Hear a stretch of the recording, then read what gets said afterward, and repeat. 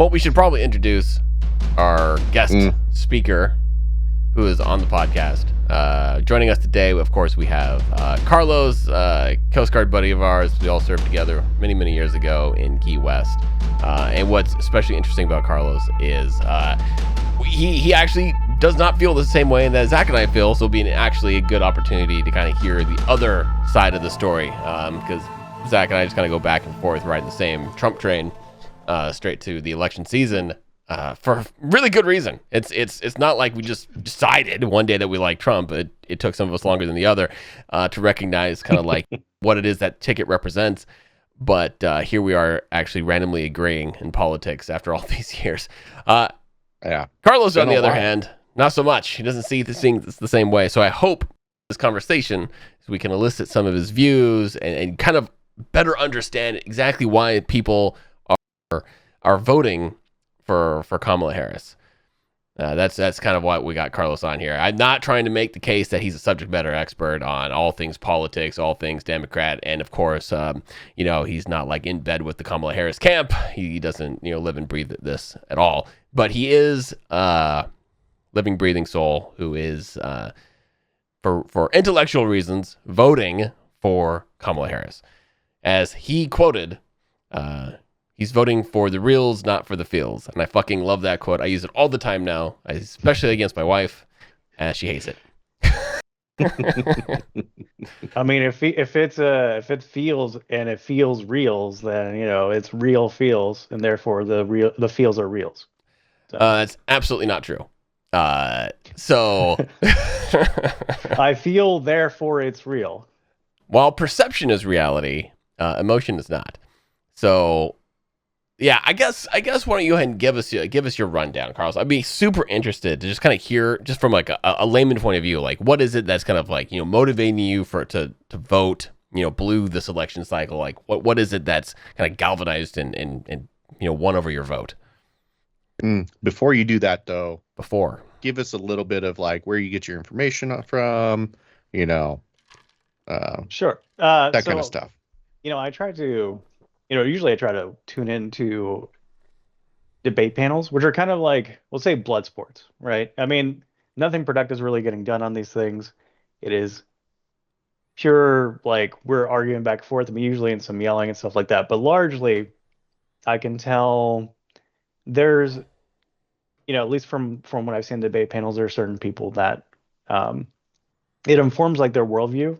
And some of the people that are more left-leaning that are not so left-leaning, because believe it or not, there's actually a step beyond, and that's like Jill Stein specifically, right? Who I'm not voting for. And the people that are in favor of Jill Stein are largely the America bad. We don't believe, basically their position is from the framework of the only country capable of imperialism. Realistically, they claim is the United States. And so that gets into conversations about NATO. That gets into conversations about the reframing of, what China wants to do with Taiwan, or, what China wants to do with its neighbors, its control of the sea. They justify it in terms of historical territorial claim, which I disagree with. Because if we did that, right, they basically would be like, oh, well, we can try to reclaim the Philippines and Cuba, which we're not doing. And we would be, that would reflect poorly on us if we tried to do that. So I think the question was, what are your sources? The sources, internet debate. I mean, internet debate stuff, but like largely basically I scour, Twitter, right? And YouTube. I don't really watch, mostly because I don't have, who has cable in 2024? You know what I mean? My dad does.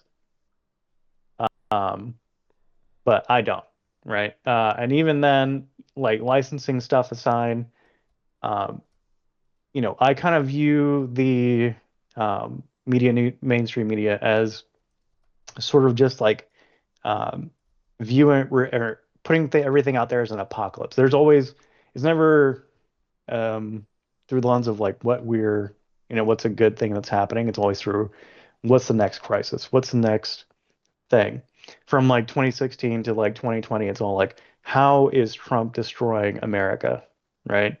And then 2020 through now, it's been like, is how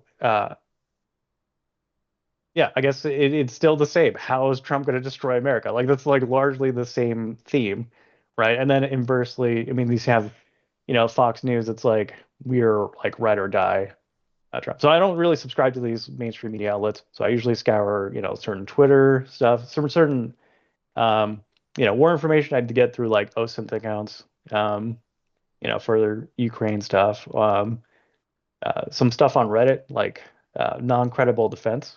Like that's a great subreddit. Um, and then there's certain like Twitch streamers. Admittedly a bit I did used to watch Hassan stuff, but he's kind of more Hassan Piker, that guy. He's more like America bad, um, Mm. you know, pro Hezbollah, that kind of thing, than I would like.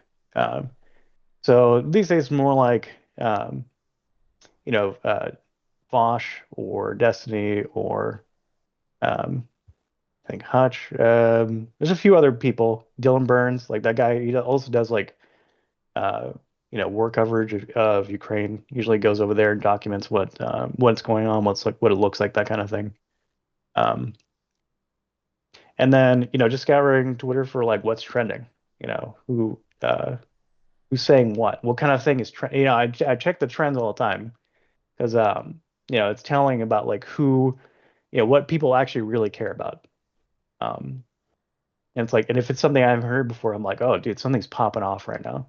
Um, and I noticed that like when it came to that kind of thing, mainstream was always like slow to actually Yeah. look into it. So in order to keep the edge on certain things, I had to like, or stay ahead of stuff, I had to look into it via Twitter first. So Mm. I don't trust Facebook because that shit is like not good. Um, Why? so yeah, I don't. Why not Facebook? Why Facebook over Reddit or X or True No, he's Social? saying that Facebook is bad. He Yeah, doesn't do exactly. Why? Facebook Why because is Facebook's meta specifically bad, in your opinion? um, I feel like it's more like it instead of having it, you see the totality of what everybody's putting out there, like you do on Twitter. Because again, it shows the tags for things that are trending, right? So that's like collectively, regardless of country or what have you, demographic, largely, it's like this is what the thing that people are talking about is. Whereas in Facebook, it's advertising an enclave for you to be a part of. Oh, you're like this particular thing, while um, here's a group for you, and you'll start seeing it actually just shows up on your feed. I know you don't have Facebook anymore. I don't think, but it literally will just show up on your feed along with stuff from your family and friends, and I'll be like, oh, well, this is terrible. Why would you show me this? Um, it's like misspelled or it has like a shady title, unreliable source, right? I can get unreliable sources from better places, if I look hard enough, but I don't need to have it served up to me. And the fact that it is served up to me directly that way is something that I find, that I have issue with. So you're talking about Facebook. You mentioned some sources, some interesting names mentioned there, sir. Specifically, like Destiny. So, I guess you enjoy. Do you align with Destiny's views? Like, do you is that what you're Um, saying? Because this dude is basically advocating for open borders. He just wants everybody to come in and we gotta give the world free healthcare. Kind of like what Zach was saying in a previous conversation. Like, let's just make the United States of the world. Let's just have 215 states, and then the United States, the middle class can just pay for everybody's healthcare and pay for everybody's groceries and education. Why not? It's just easier that way, right?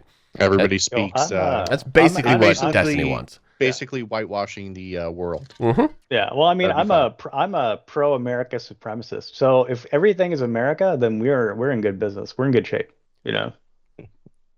So what's your stance on the border? Lost. I think if people really had a problem with it, that's really more like they shouldn't have God, was it like I know there's a portion that's bought and then there was some gain during the Spanish American War. Whatever portion that is. Because I know that like as far as the communities that exist at the border, and the relationship between some of them, there you can't, there are some interlinks between the communities that have existed there for far longer than we decided to have these borders established. So Yeah, like um, native Texans, but do yeah, you so support everyone in the world pouring across the border, I guess? Like you're okay um, with that portion of it? I don't think it really pans out that way, uh, and I don't think that and even and I wouldn't, I'm not saying that I'm like, oh, dude, everybody, pour in, but I just don't think it's particularly feasible for that to happen. America's uniquely set up so that even if we fought the whole world, we'd win, you know? Um, so, So people aren't like coming up in like small, like, hundreds of like, it's not like, invasion of Normandy, everybody's like pouring in right now, I think that's Um, I exactly what's mean, happening, though. That's yeah, literally exactly what's happening. If you go to the southern border right now, like if you and I and Zach were to go down to the border, mhm. you would find just littered identification cards, papers, passports from all over the world.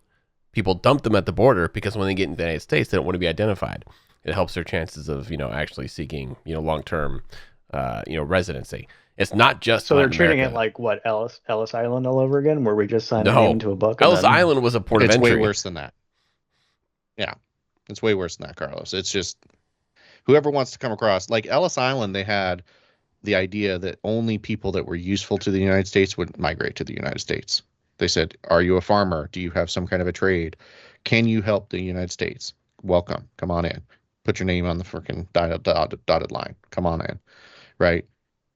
Here now today, we've got How did they vet those anywhere people from, back then, though? Like, huh? I don't really, I don't know how they vetted those people exactly. How they, They said, this is what's your trade? And then they put them to work. okay. And then if they Like, couldn't work, I don't so know, somebody maybe at they the killed dock was them. like, "Yo, we got a guy who, Did we lose Carlos? Oh, there he's back. Okay. okay, yeah, I don't know why I did that. No, like, Kate, you Yeah, came in on a ship, right? You came off the ship and you went and talked to a dude with a piece of paper and he couldn't spell your name. And you said, what's your trade? Go talk to this person for work. yeah, You and then know? they just kind of stayed in tenements, right? You know, until something happened where they were able to move away from that. Yeah. Generational wealth, Yeah, until they built up enough money to move. yeah.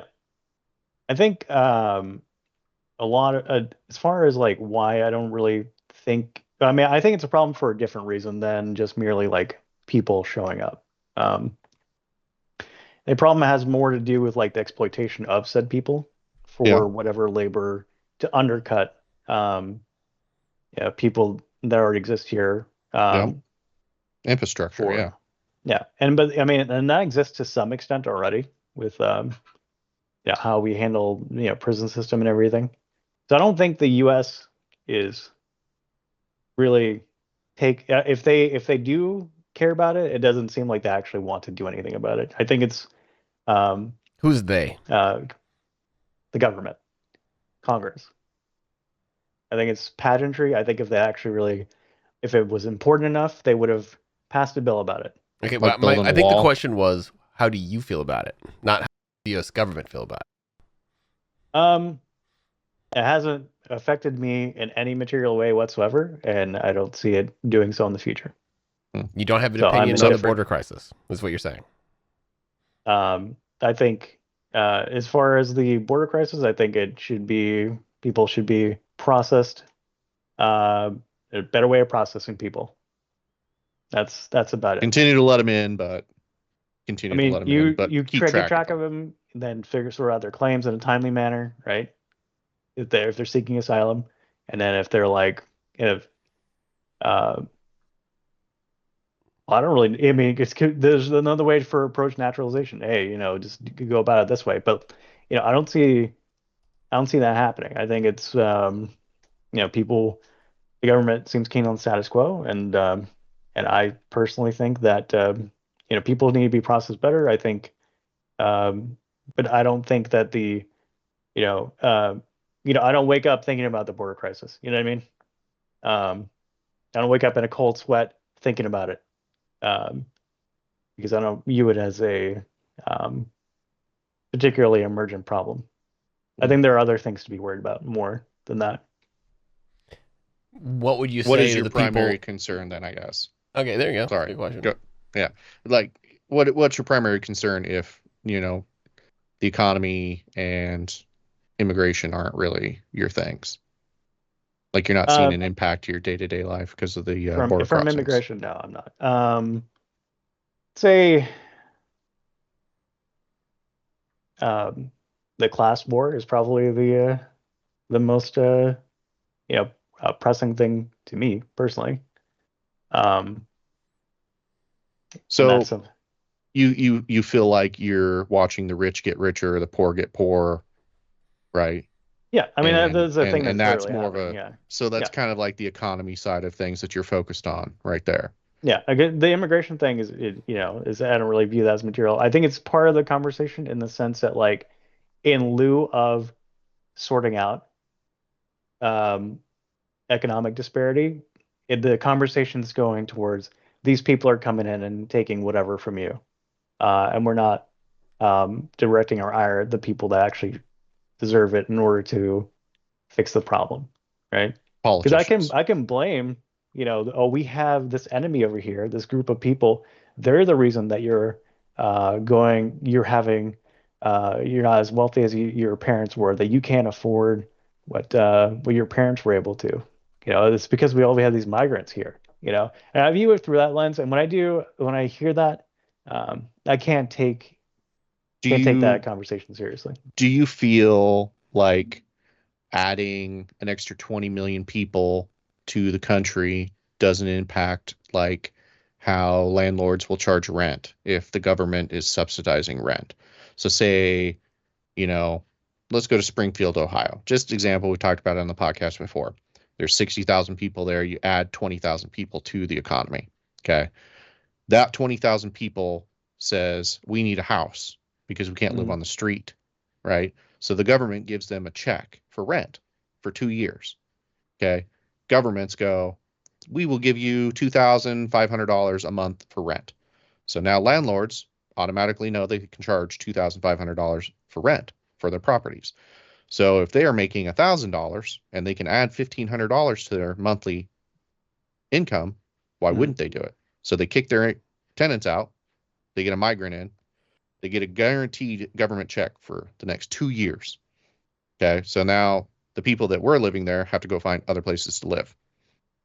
Isn't that a little bit of a displacement? And now the economy skyrockets, right? Because Right, because of the housing is now economic more value, right? expensive Yeah. and 20,000 people are now charging, Mm. you know, $2,500. So now all the other landlords go, well, to be competitive, we could probably bump it up to $1,900 and people will pay it because they want a house. And But there's you're not saying enough that they wouldn't. houses. Yeah. Scarcity, right? But Supply you're saying that demand. they wouldn't actually like see this opportunity, this boon from this population coming in. Because I think, as far as I understand it, that town had lost a good chunk of its population. I mean, When did see, they lose their population? I Before the think migrants came in or after the migrants came in? no, before. I think it was like, I think, as I understand it, the Slowly town had, becoming a ghost town, yeah, as with a surplus of manufacturing, housing. right.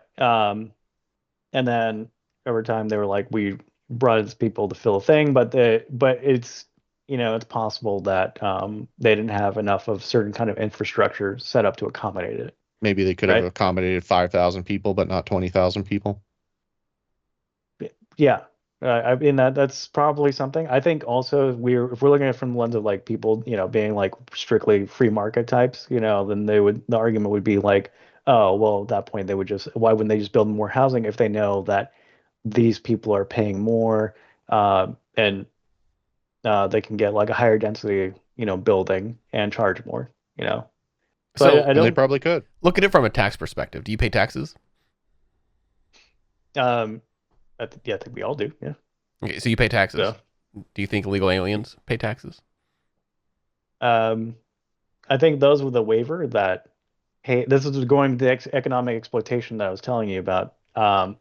Those that have the waiver, uh, and that earn an income that is taxable, they will be taxed, right? If they're, um, working under the table for less than, what they should be getting, right? Because they're illegal. The guy is getting, let's say the guy running a farm, is getting these plant pickers that are, he gets to pay them less, and they don't have to pay taxes, So I'll give you some right? So stats. they get theirs, the guy gets his, I but will the government doesn't get theirs, I will give you some stats, and this is straight from the the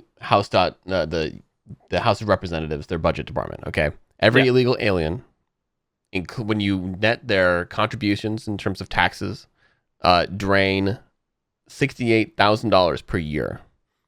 Right. And that's not the metric that's not the only metric that like determines that. Otherwise, Congress would have done something about it, right? So I think it's also like, what is the economic value from having people working at for exploitative amount, like underpaid, what is the economic value that they bring by having that, by their spending more money that's not accounted for normally that the farmer saved to spend on something else, like that economic value is not factored into that. So you're Um, saying it's okay if a farmer pays them less no, actually, because, I have an issue with that. I would rather that it was set up so that that well, wouldn't does the have to happen. government make its $68,000 back from the immigrant who's helping the farmer pay less? Is that Um, I got lost in your argument it's for a like second. they don't get the problem is that it's not being paid directly.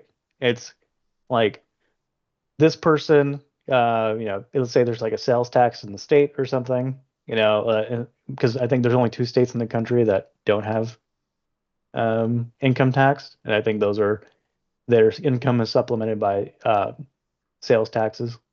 So I don't know what it is for every state, but I would say is in a good chunk of these there's a sales tax, and then um, people pay the businesses whatever they under the table money they get. So it ends up like through this like weird process being accounted into like the economic growth of a place, but it's not a direct through line to the federal government, which is a problem, I think. Yeah, because the federal government is subsidizing people to the Yeah, tune but of well, it anywhere makes it from 60 to $70,000 a year, because right? it's like not set up properly in terms of like the income being going directly or the tax being directly sent to the government. I don't think it's well understood what the economic impact of these migrants are It's um, very well in understood. term It's in incredibly well terms of like the understood. negative or the Yes, positive, right? both. It's So very, It's very, very very well negative. understood. It's a net negative. Like it's a net negative to the tune of $68,000, and this is to well, include the money that they get under the fence, under the table. Like this so is an they easy say calculation so to that make.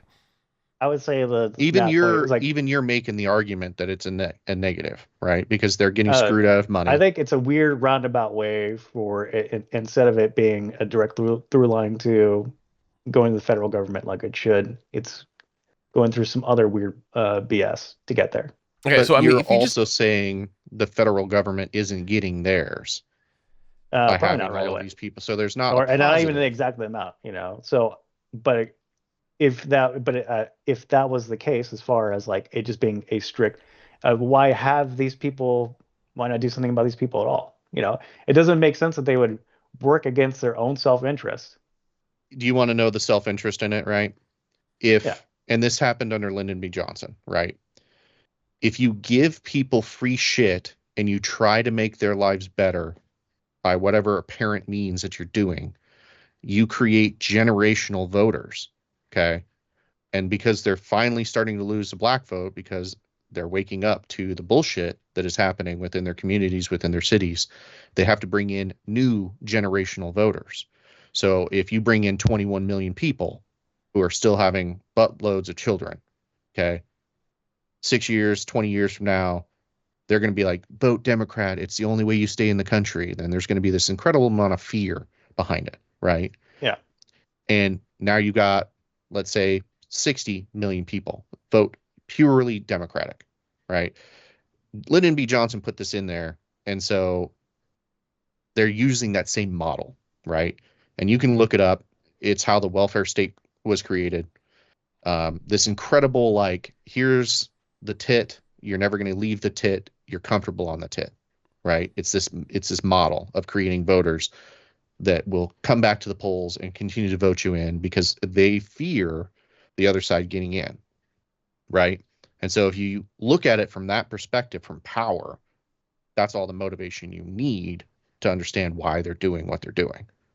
I mean, I don't think that people would be content to just do nothing, right? I don't think people are motivated by, comfort alone, right? Because that doesn't really They don't align get with what they don't our get freedom from paying bills forever. It's 2 years to get them on their feet, and then they're going to get hit with the tax hammer like everybody else in America, right? But that 2 years, right, is going to stabilize their growth here, and they're going to continue to grow and prosper, and they're going to try and live the American dream as much as they can until their children build up generational wealth with them.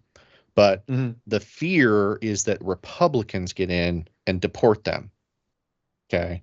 And that's why they keep voting Democrat.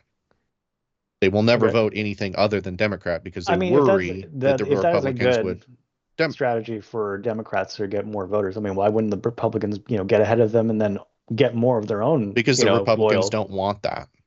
Well, why wouldn't they? I mean, it represents more political power for them. They want it legal. They want people to come in here legally, but they don't want to overwhelm the infrastructure because they understand how much money it's going to cost to create new infrastructure. They won't want to grow the government. They want to keep it small, well, for the most part. And they want to keep it small so that we're not taxing our citizenry like 40, 60, 80%. Because as we grow more people and put more people on welfare state, right, our taxes continue to go up. And so they're trying to oppose that by letting it grow naturally and not impose a bunch of taxes and fees on people. So that's why they oppose doing it the method that the Democrats are currently using to grow generational votes and power. Well, in fact, that you may not know is we actually spend here in the United States, we spend more in taxes than the Scandinavians. So think the Baltic states, Norway, Sweden, Finland, which is most people don't understand that. Healthcare and everything already. And their healthcare is much better than ours. Yeah. Education is much stronger than ours. A whole bunch of everything's working fine over there. I mean, they're monoculture. They're not dealing with a border crisis. I mean, Finland is, but that's because Putin's melting down. But from an immigration point of view, they're not. They're good to go. They're making. They're doing great for their citizens. It's about time the Finns get theirs. All right. That whole war they had. Yeah, they don't. Just so you know, Carlos, the Allies landed only 160,000 troops in Normandy, right? 73,000 of them were Americans. So if you're comparing the immigrant invasion that we're currently having to Normandy, it's 21 million to 160,000. So I'll give you a quote, Carlos, so you can just hear this. This is from the U.S. Department of Security, the Office of Inspector General. Under current processes, the Customs and Border Patrol and ICE cannot ensure that they are keeping high-risk non-citizens without identification from entering the country. Additionally, TSA cannot ensure its vetting and screening procedures prevent high-risk non-citizens who may pose a threat to flying public and boarding domestic flights. If this continues, there may inadvertently increase national security risks. And that's direct from, and this is one of the things that we inherit. More people to process those people. So still the problem isn't the unmitigated entrance. That's still not your problem. Your problem is that we need to hire we need more government. We need a bigger government to make, again, I guess this is back to the comment that I was making offhand, is that, let's just make the 213 other countries just states. And let's just make sure that we have Customs and Border Patrol in every single one of them so that they can come to the United States. Is that the end goal? As opposed to what we have now, I imagine it's an improvement. So, having the actual people necessary to process these claims, figure out what the deal is with these people, figure out if they're going to stay or whether or not they're going to go. Does everybody does it have a right to come to the United States? I think the right to seek asylum is recognized universally. So, Asylum from what? Shitty economics, persecution. Jesse. That's not an asylum measure. You know, Where are these people coming from? I mean, do we want to look at where they're coming from? And then, I mean, these people don't all require political. Like, here we go, Ecuador. Almost 400,000 people came in from Ecuador. What are they fleeing? About Ecuador? Exactly, nothing. There's nothing to know about Ecuador. I don't know anything about Ecuador. How about, there is cartels in Ecuador. Not as much. About the Philippines? I believe they make a hell of a lot of fucking cocaine. Peru, in Ecuador, Canada, 150,000 people illegally crossed from the northern border from Canada. I did actually see Canadian. some people walk across the ice into Detroit, which is kind of crazy. I don't know if you can imagine, just picture it, you know, because you can see Canada right from, you know, an island called Belle Isle, you know, which is basically like the Canadian Riviera. I remember just, you know, being at this small boat station one day and just seeing a guy walking across the ice. I was like, dude, like, is this guy for real? It's like, I wouldn't do that. That river would, you know, definitely take you out. So I don't know what Canadians are getting away from exactly, but yeah, it's just so I don't think we have to figure out what their deal is. You know what I So mean? what is more important? Getting enough people to figure out what their deal is. Do we need to one thing? Do we need to do that? You guys should both watch. One thing you guys should both watch if you don't remember me showing it to you back in Key West, right? Gumball immigration. Okay, write that shit down. I don't know. Watch it. It's a pretty short video. Okay. I'll send you the link after the podcast if you want me to. I mean, I'll watch it. It all it is just talks about in very easy to digest format how there is no feasible way for the United States to continue immigration, and he was using numbers from a decade ago, maybe even longer than that, 12 years ago, at 1 million legal immigrants to the United States per year, and they were talking about doubling it, which I think they did, to 2 million legal immigrants to the United States annually. And now we are currently sitting in the last 3.5 years at 21 million people, approximately. Only 11 recorded. Only 11 recorded. Yeah. So I just had a recollection about something as well. I think the economic value of people coming in was also to replace an aging population, people that would be dipping into Social Security. And I think that was... There's a little bit of that. I mean, if you look at populations like China and Japan, where they have an incredibly bad young to old ratio, right? Yeah. Where their economies are going to fail without massive amounts of immigration. Yeah. China, I don't know how they fix theirs because they're at 1.7 billion people. And there's child policy. Yeah, change, they fucked themselves real hard on that. Yeah, they did. Right. So by 2030, their economies are going to start collapsing, right? But then America doesn't have that problem as badly as other nations. There is a birth rate decline, and there was the boomer population retiring and representing a huge hit to social safety nets. And they're retiring all at the same time, you know. Yeah, but they've got all the money, so I mean, they'd be 5 able to 7 years, pay for it. Assuming that they have, you know, if they worked for like General Motors, you know, and they had a pension from them, but I don't know how guaranteed pensions are for. I think the baby boomer generation is one of the wealthiest generations in America. Probably. So, unfortunately, yes. To go back to our original point here, so I think, Carlos, what you're saying is that you agree with Kamala Harris's stance that it's more important to feed, house, educate, and just maintain an illegal immigrant. Hear me out. An illegal immigration, illegal immigrant population. That's more important than ensuring that the people in Georgia, Tennessee, North Carolina recover from hurricanes. It's more important than housing veterans. It's more important than ensuring that kids have a solid education. It's more important that those kids have food in elementary school and high school. Those are less important things. the priority for our American government needs to be Yeah. supplying food, money, education, and safety to Mexicans, to Hondurans, to South Americans, to the Chinese, to the immigrants. Those people are more important than American citizens. That's what I'm hearing you say right now. I don't want to be that guy that's like everything is important. Well, no, But I'm I will asking be you that to guy. give me a 'Cause totem we- pole of importance. And right now what I'm Like if you hearing had is like if you had a immigrants are gun more pointed important at your than head, Americans. right? You have a gun pointed at your head and you have to choose one or the other. American citizens or non-American citizens.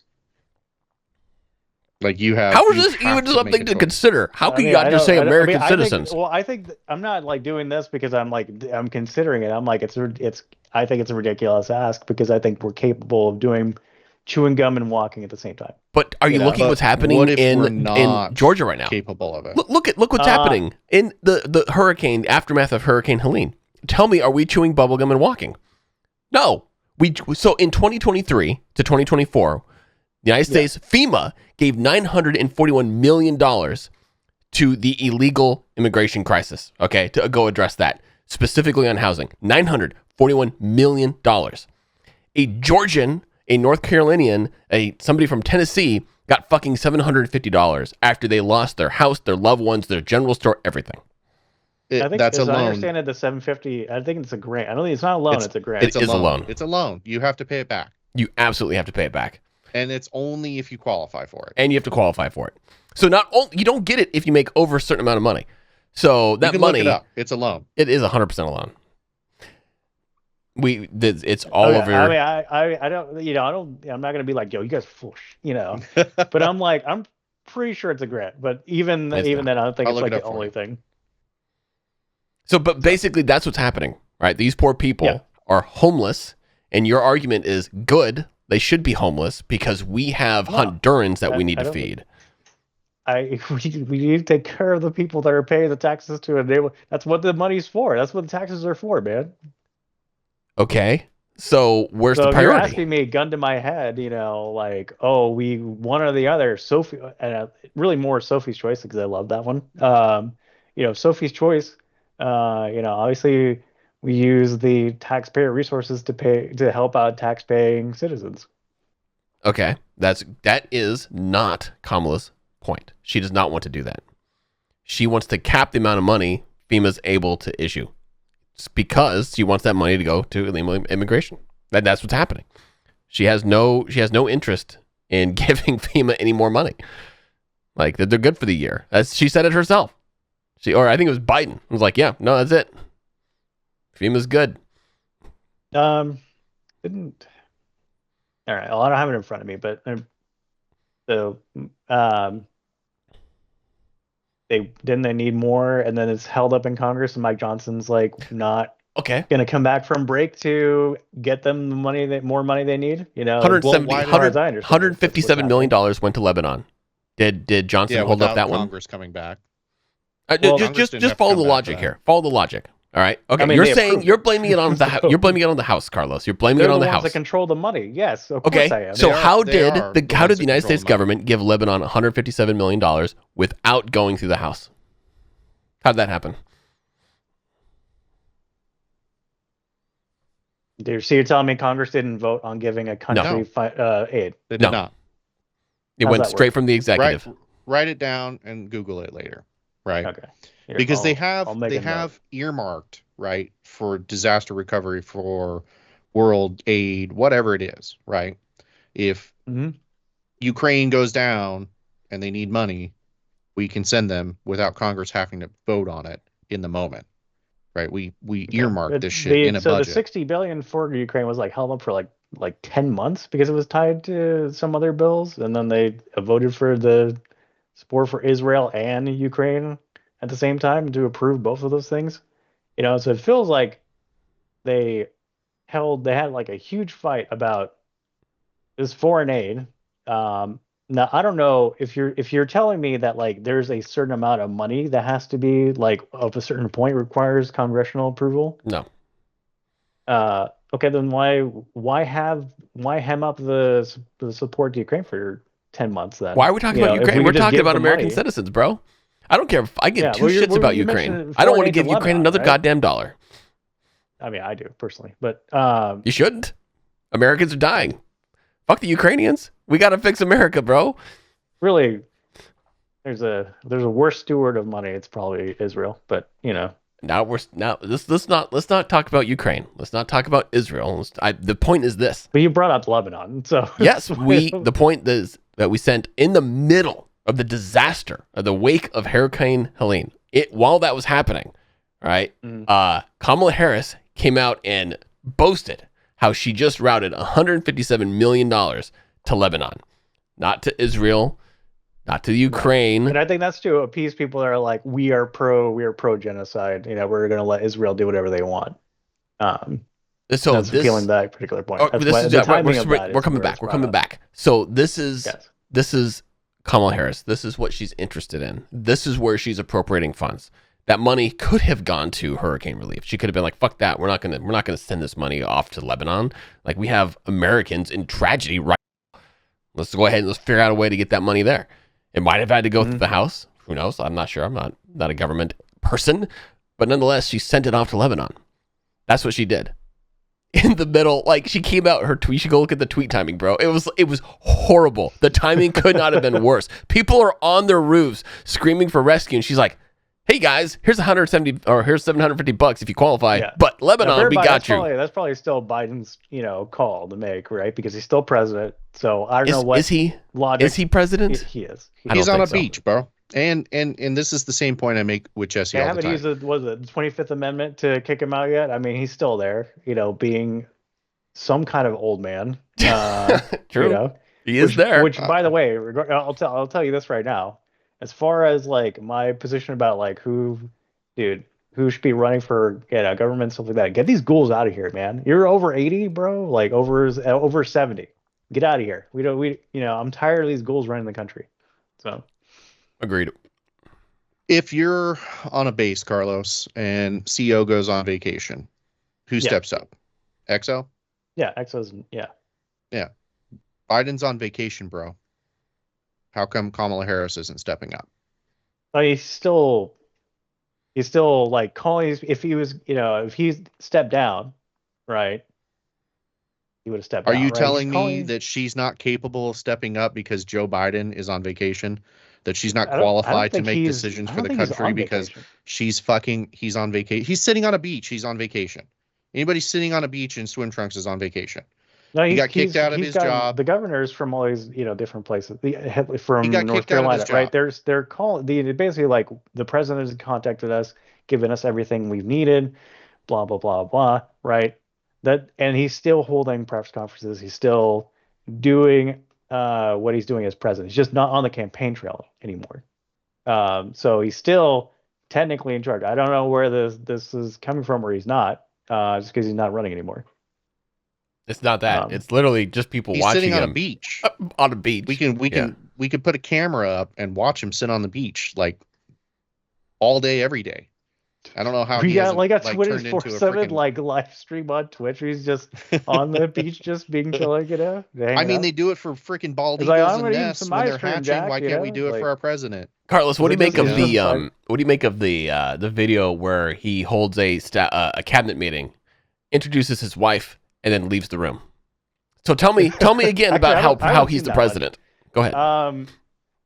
As far as that thing, I think it was something. From what I understand, it's like something that Joe Biden was there, Jill, his wife, was there for, and it was something that some kind of initiative related to what she was doing and that she was there for. I think the framing of that was a little disingenuous, but the man is not like he's really the more amusing thing is like all the little old man gaffes that he has, where it was so funny. It was like the 10th of September, and he's like, he's going to do something. He was talking about he's going to agenda for tomorrow or something, like for September 11th. He's like, and then I'm going to go do a 9/11. I'm going to go do a 9/11. Yeah, a little not well said. Dude, oh, man. I remember that. But I remember that. Yeah, I was just like, dude, that's... I'm just saying we declared the guy... we declared the guy mentally incompetent. American people, everybody has declared him mentally incompetent. Rather that he was going to, like, the Democratic Party was like, yo, this dude's not going to win. Everybody understands and recognizes that Joe Biden is mentally incompetent. Yep. That is a correct, accurate statement, right, Carlos? He's too old. Yeah, so he is mentally incompetent. He cannot do the job. I So don't what think I'm he can't take trying it. I to think say he is can just do whatever not he's doing only now. is he on vacation, Yeah. okay, he's mentally incompetent. So why the fuck isn't anybody holding Kamala accountable for running the country for the last 6 months? I'm not convinced that he's not running the country. You I'm just not. said he's mentally incompetent. He said he's not wrong. I'm not saying he's mentally incompetent. He has some gaffes. He's an old No, man. you just said that he's He mentally incompetent. That's why they didn't hire him for the second term. They said he They wasn't. said I said he wasn't going to win. Right? The polling data was because like, everyone recognizes dude, he's mentally this is incompetent. he's too old. This man is too old to be on the campaign trail. Get him out, Jack. How do you know he's too old? Uh, Because he's making gaffes? Because no, he I can't think from walk? what I understand, he's like the oldest presidential He candidate, or is. was if he had been nominated for this time around, he would have been the oldest presidential candidate in history. And I now think Trump Dole was right has up that. there with him. Trump has that title right now. But age alone is not a disqualifying factor. Age alone does not make you mentally incompetent. So why, if you're saying he's competent, then for what reason? It's not age. Like, so why would they have him step down? I think it's polling. Why was his polling so bad? His debate against Trump was not good. And why was it not good? Because he can't string two sentences together. Did you watch the debate? I'm just curious. First of all, did you actually watch it? No, I did not. You should absolutely watch it, and then I think heard it you was might really understand bad, where we're coming from. And I was like, you didn't need to tell me that two old men talking at each other was going to go poorly. So. It went poorly for Biden. Trump was up there just doing Trump things. Whether you like the man or not, he wasn't up there unable to complete a sentence, unable to respond to a retort. Biden was just a complete disaster. He was a deer in the headlights, literally. He would just start laughing because he couldn't answer a question. He would forget what the question was and just kind of ramble about something. It was really, really embarrassing. For me, anyway. I was like, oh, shit. Because this guy's cooked. Yeah. Basically, and I don't remember if I couldn't watch it because I didn't have cable TV, which goes back to this problem where I'm like, I have to watch it streams on YouTube, Carlos. on YouTube or something. It's on YouTube. You can watch it on YouTube. Yeah, it streams on YouTube. Rights, it's so stupid. I think, with stuff that big, you can usually watch it live on YouTube. Yeah, there's certain ones that I was like, oh, this is definitely I can watch this on YouTube because it's broadcasting from the CBS one. I think was actually on YouTube, straight up from the CBS channel. So yeah, forget which channel was hosting the one with Biden and Trump exactly. But okay, so we talked about immigration. I think we beat a dead horse with this one. We understand. I don't actually not totally following the logic there.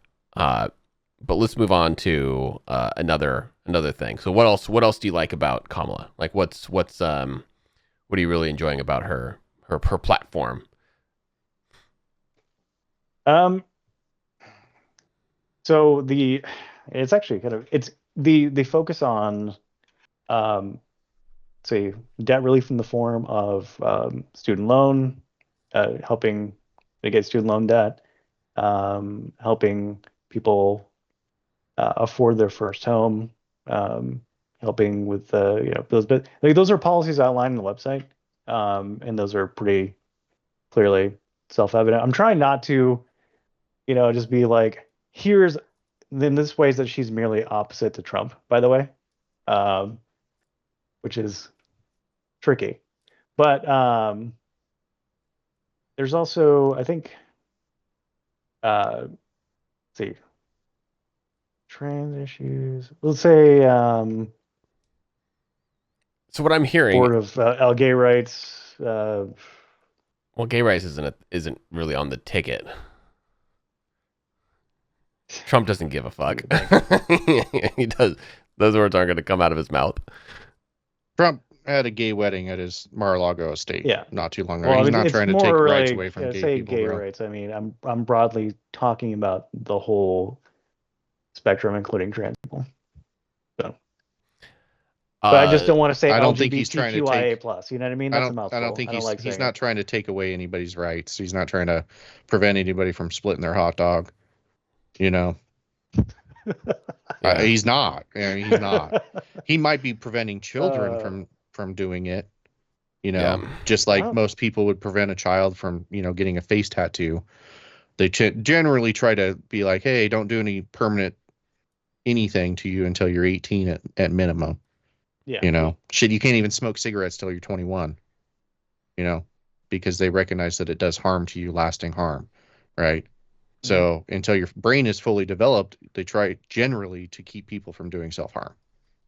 Yeah, Right. as I understand it, it's mostly for those for minors that have not emancipated themselves. It's largely hormone blockers. I don't think it's actually straight up, we're going to give you this particular hormone.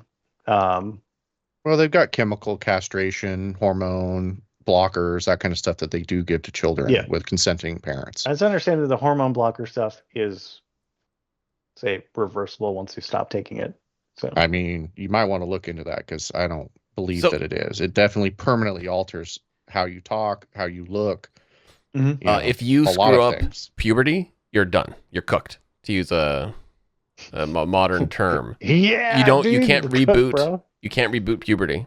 It's a one-time deal. So if you interrupt it with any sort of hormone therapy, that's it. Yeah, and you'll never be able to recover from that. So let me ask you this. So Kamala Harris, she expressed support for transgender individuals receiving medically necessary gender reaffirming care, including surgical care in the prison system. Okay. Do you think that's where our taxpayer money should be going? I don't really care. You think so? You would like to pay for somebody to have sex change operation in prison? You're saying that yes, you would. How many of those are there? First of all, the prison healthcare system is cursed. Right? From what I've seen, it is not good. Right? So I don't even. There's the amount of people that are like, that's hyper specifically like transgender people aren't even like a huge chunk of the population. Probably even less represented in prison, and so then why waste our money on it? So then, why would you want to support that? Yeah, if it's just like a guy, why just say no? Sorry, you're one dude out of 340 million. But why? Why waste hundreds of thousands of dollars? I would make the argument you're just that giving we it to need better soulless healthcare corporations, though, Carlos. Prison, you're just giving it to soulless corporations that are using this as a way to make money. They don't give a fuck about that prisoner that wants titties. Yeah, I mean, no. Ironically, the same system that enables slave labor in the form of, basically like 10 cents an hour, also is like, I'm also going to pay for the whole surgery. I don't know. I mean, if it is happening, it's not happening a lot, and if it is, good for them. They're not getting their money's worth in terms of getting paid for their labor anyway. Those people are working, 14-ish hours a day. And it doesn't even matter what your specialty is. They will work you like a slave. I've seen it. There was one guy I remember. He's a doctor, right? Like an actual doctor. There's no shortage of doctors in prison.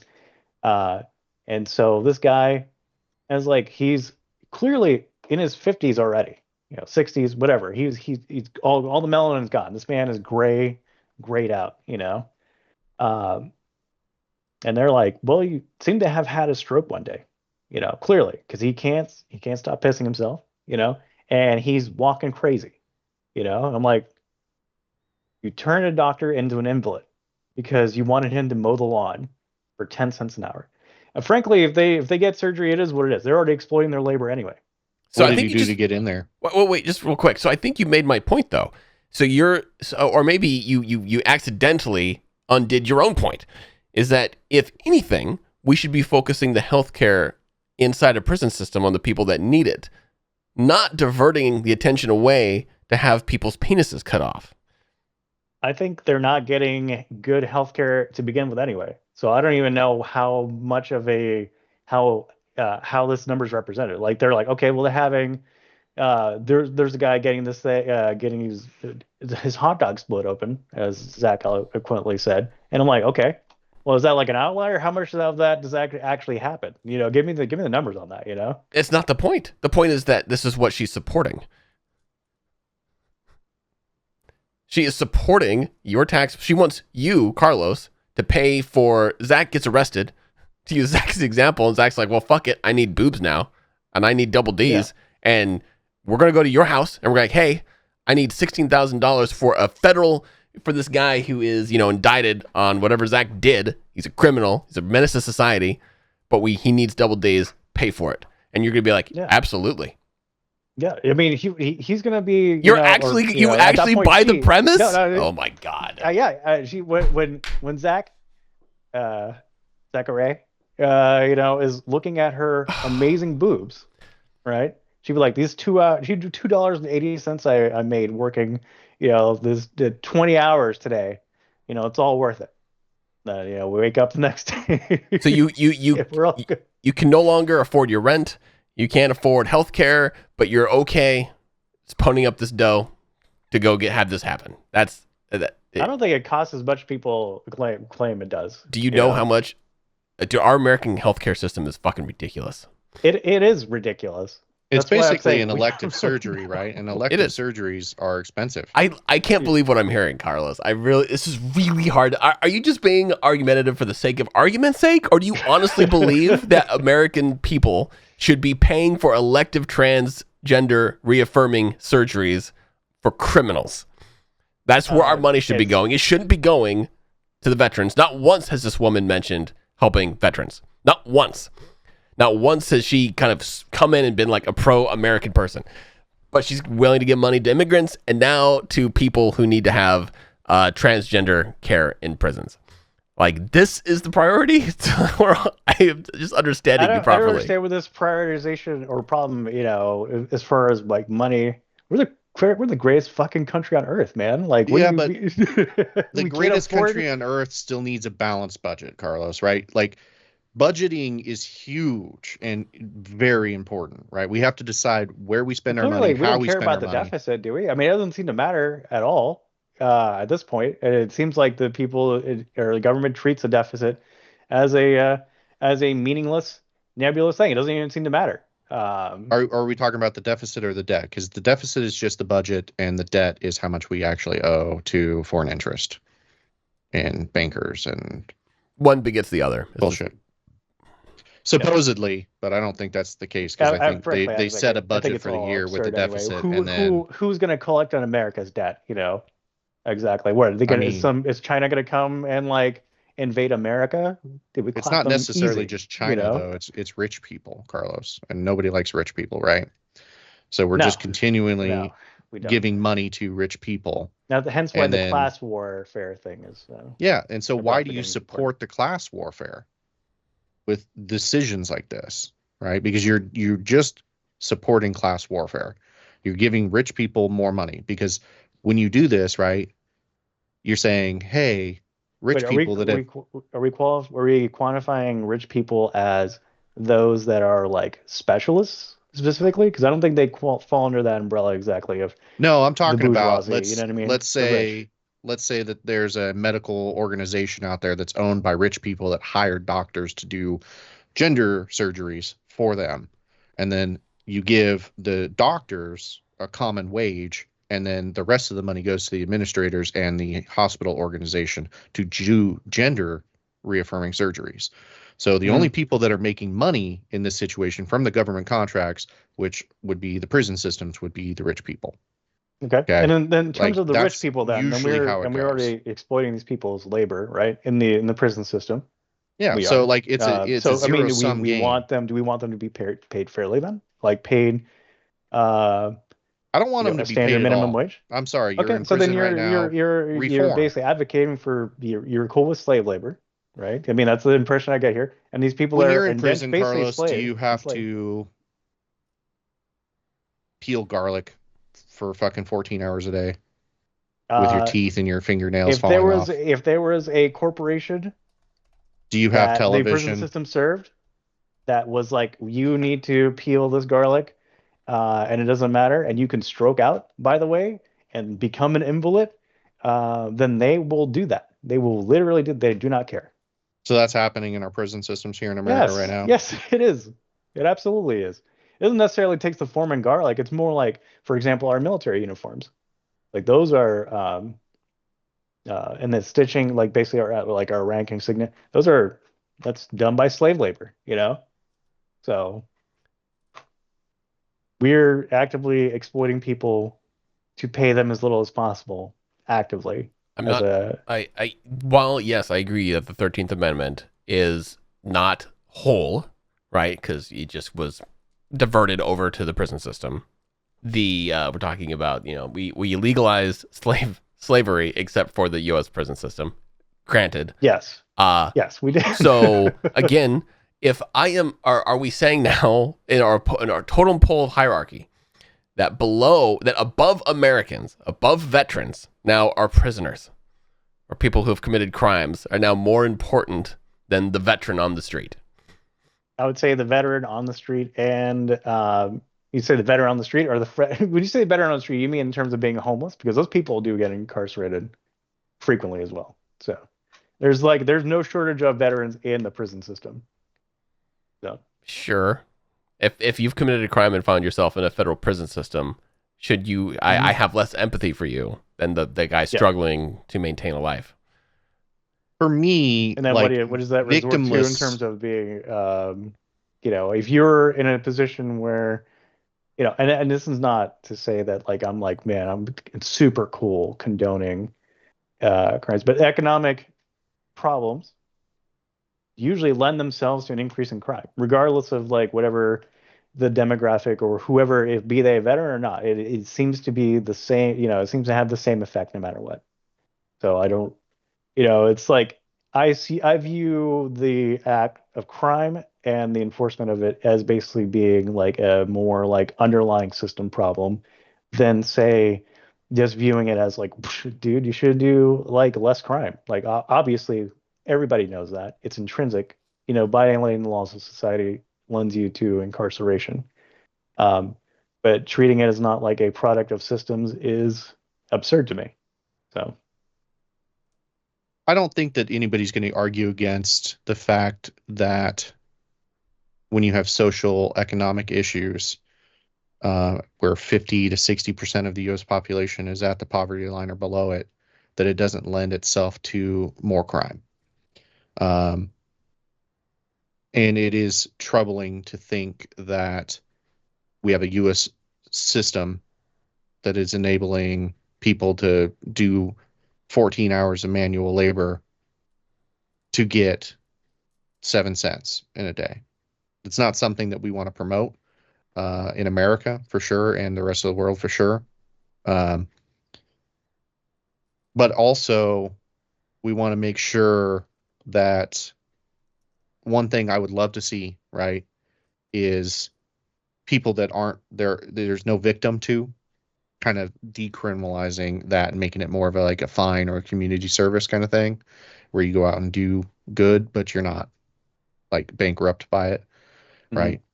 But the things that I want to make sure, like theft, robbery, that kind of stuff, murder, rape, you definitely go to fucking jail and you spend 14 hours a day fucking sewing military uniforms.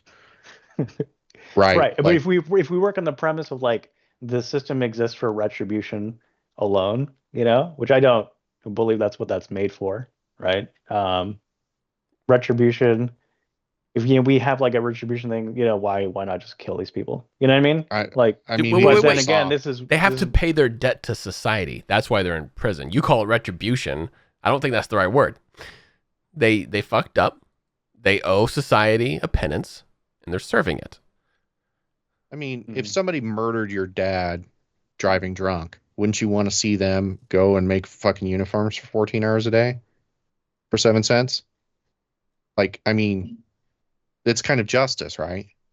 Be like, haha, fucker, you're going to go fucking press uniforms and sew on labels and stuff for our troops for 14 hours a day. I'm not terribly excited. I mean, and this is regardless of whoever, even if it affected me personally.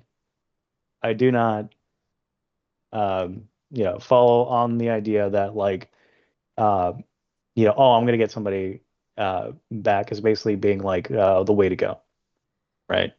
What would you And do if to I them? was, Just and if I was, put a and bullet that's in their head?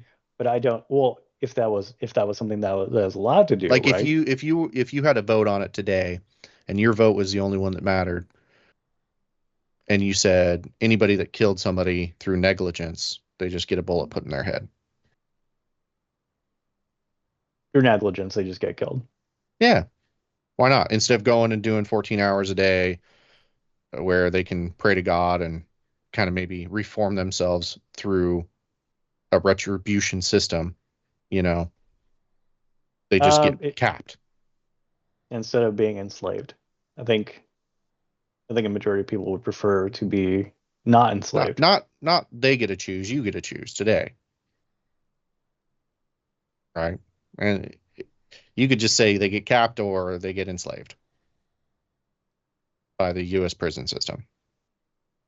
They get to still watch TV, they get air conditioning still, but they may stroke out in their 14-hour day pressing uniforms. And all they did was make a bad decision to get too drunk that night. And then it wound up bad for them. Okay. Well, if I was not relying on the state to carry out justice on my behalf, then I might approach it a little differently. But that's not really a decision that's up to me. We live in society, we pay taxes to them, we rely on the justice system to sort out what a person that is what it takes for a person to be rehabilitated so that they're function in society. Putting them in prison is a net drain for all parties involved. It is a net drain for the United States. It is a net drain on them. It's a net drain not only on them, but on the families and the victims as well, and the survivors of any. It does not work well for anybody. So I think that means that you vote for the bullet. So I'm actually learning a lot about Carlos for what it's worth here. And so now why you would vote for Kamala Harris makes way more sense to me. Because I'm starting to literally understand your kind of your point of view.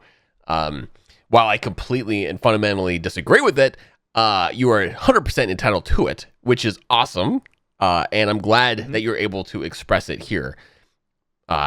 So if we kind of get back into her policies a little bit, God, what do you think about? We were talking a little bit about illegal immigration already.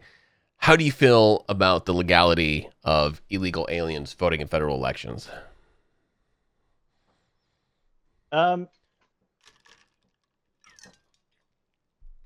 They're on one hand, I mean, what I'll say is no, but then if they're being used in the census for votes, then I don't really see. I mean, it should be treated like you have to have a stake in the system for you to take part in it, right? Like I recognize that, so I don't think if you don't have a stake in the system, you probably shouldn't vote. So.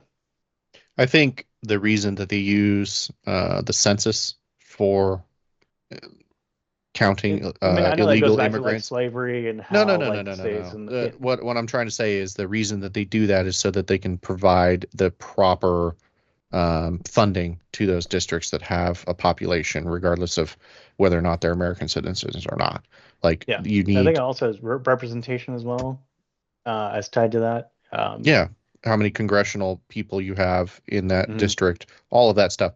But specifically, like you don't want to not have enough police officers because you're underreporting, how many people actually live there. Like if exactly. you're off by a few thousand people, that might be, or you're off a problem. by 50,000 people. I mean, you don't want to not have enough police officers to enforce the law. Fire departments, school teachers. There's a lot of social programs within our socialist government. You have to have skin in the game to actually partake in the government or in the process of taking part of voting. So if you're asking me, do I think illegals aliens should vote? Well, they don't have a stake in the system, so why would they? I don't think it's not a thing that's for people that are not a citizen of this country. Well, I think didn't you just say earlier that you're like content with their level of kind of contributing to taxes, which would be used to develop infrastructure and things like that. So I mean, they're working if they're paying taxes. So when do you have skin in the game? What is that barrier? I don't understand that bit. It depends. Like, so, it's figuring out if these people are here permanently or temporarily, right? How long, how much invested are you?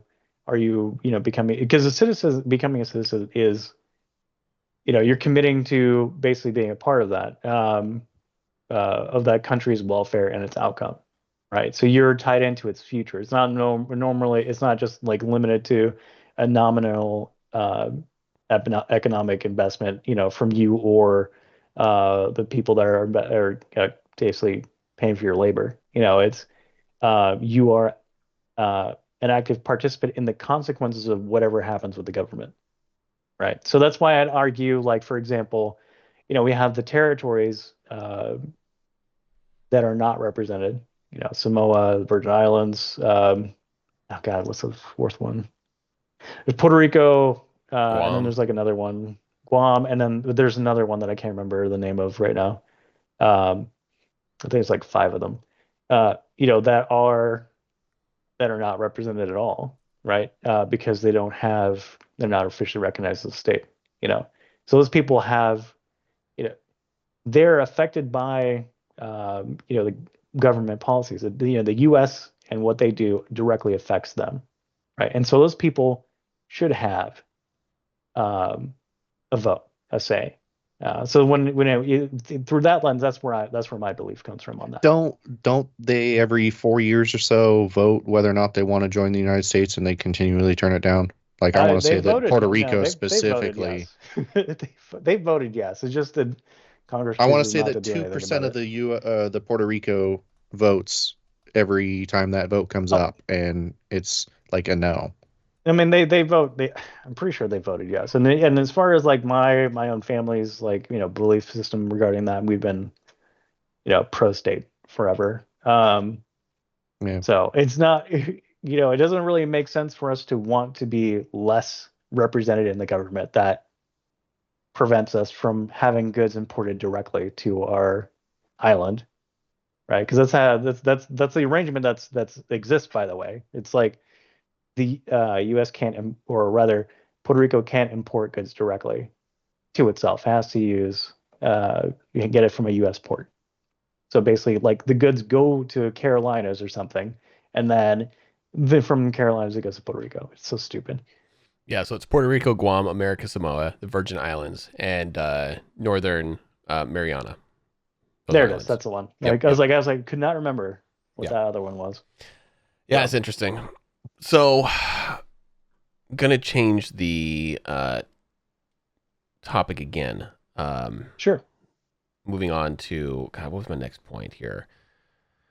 I literally just dropped it because I was thinking about Puerto Rico again. That poor. I think we need to elect Trump again so we can go and bless the Puerto Ricans with bounty paper towels. Okay, that was an amazing. That was an amazing hallmark of American Dude, history. actually, that kind of irritated me a lot because my uncle died like in that during that storm, so during that Sorry. hurricane. So I was like, so that made me extra spiteful against Trump during that particular year. So I took that personally, Yeah, especially like regards to like issues with aid and believing. Um, I need to confirm what point under the context that this was said, but about like, well, we selling it off or whatever, believing that its economic value is uh not there. So I mean those are things that actively piss me off. how does Puerto Rico receive a lot of aid from like FEMA and whatnot, or are they just basically left to their own whims? I really don't know.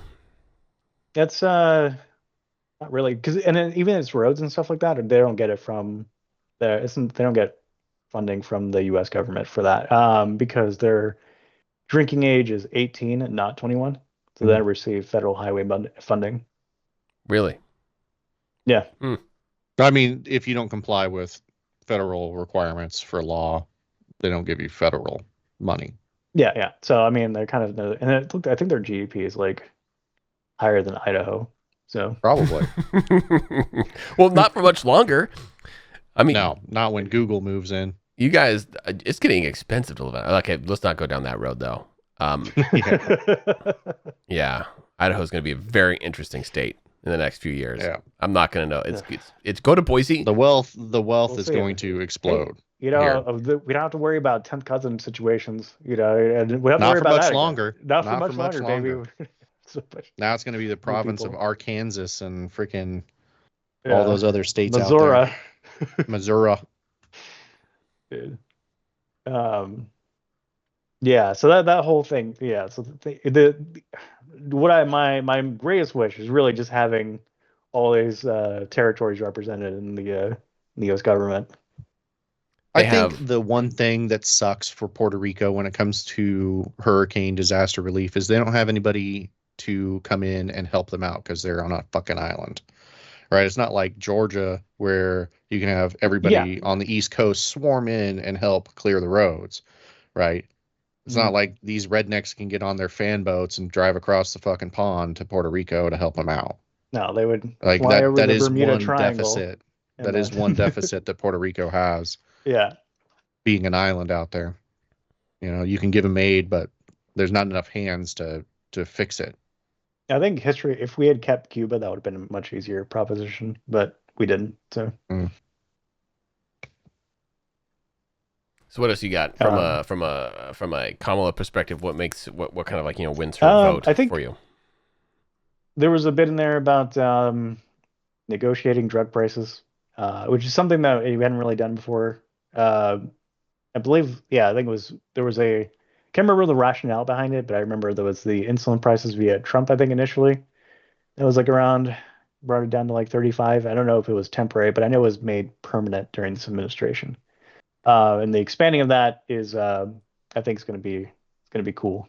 It's going to be cool because, for example, Ozempic, that thing is amazing. I mean, I would call it probably one of the. Dude, it's so good. It's a miracle drug, baby. Whoa! Time out. There's a red flag on the play. Are you now? Before I just drop the science on Ozempic and the fucking disaster that it will befall the American people. Tell me tell me why you think this is a miracle drug. Just in terms of like overall, obesity is a real problem, you know. And what is the cause of obesity? Sugar.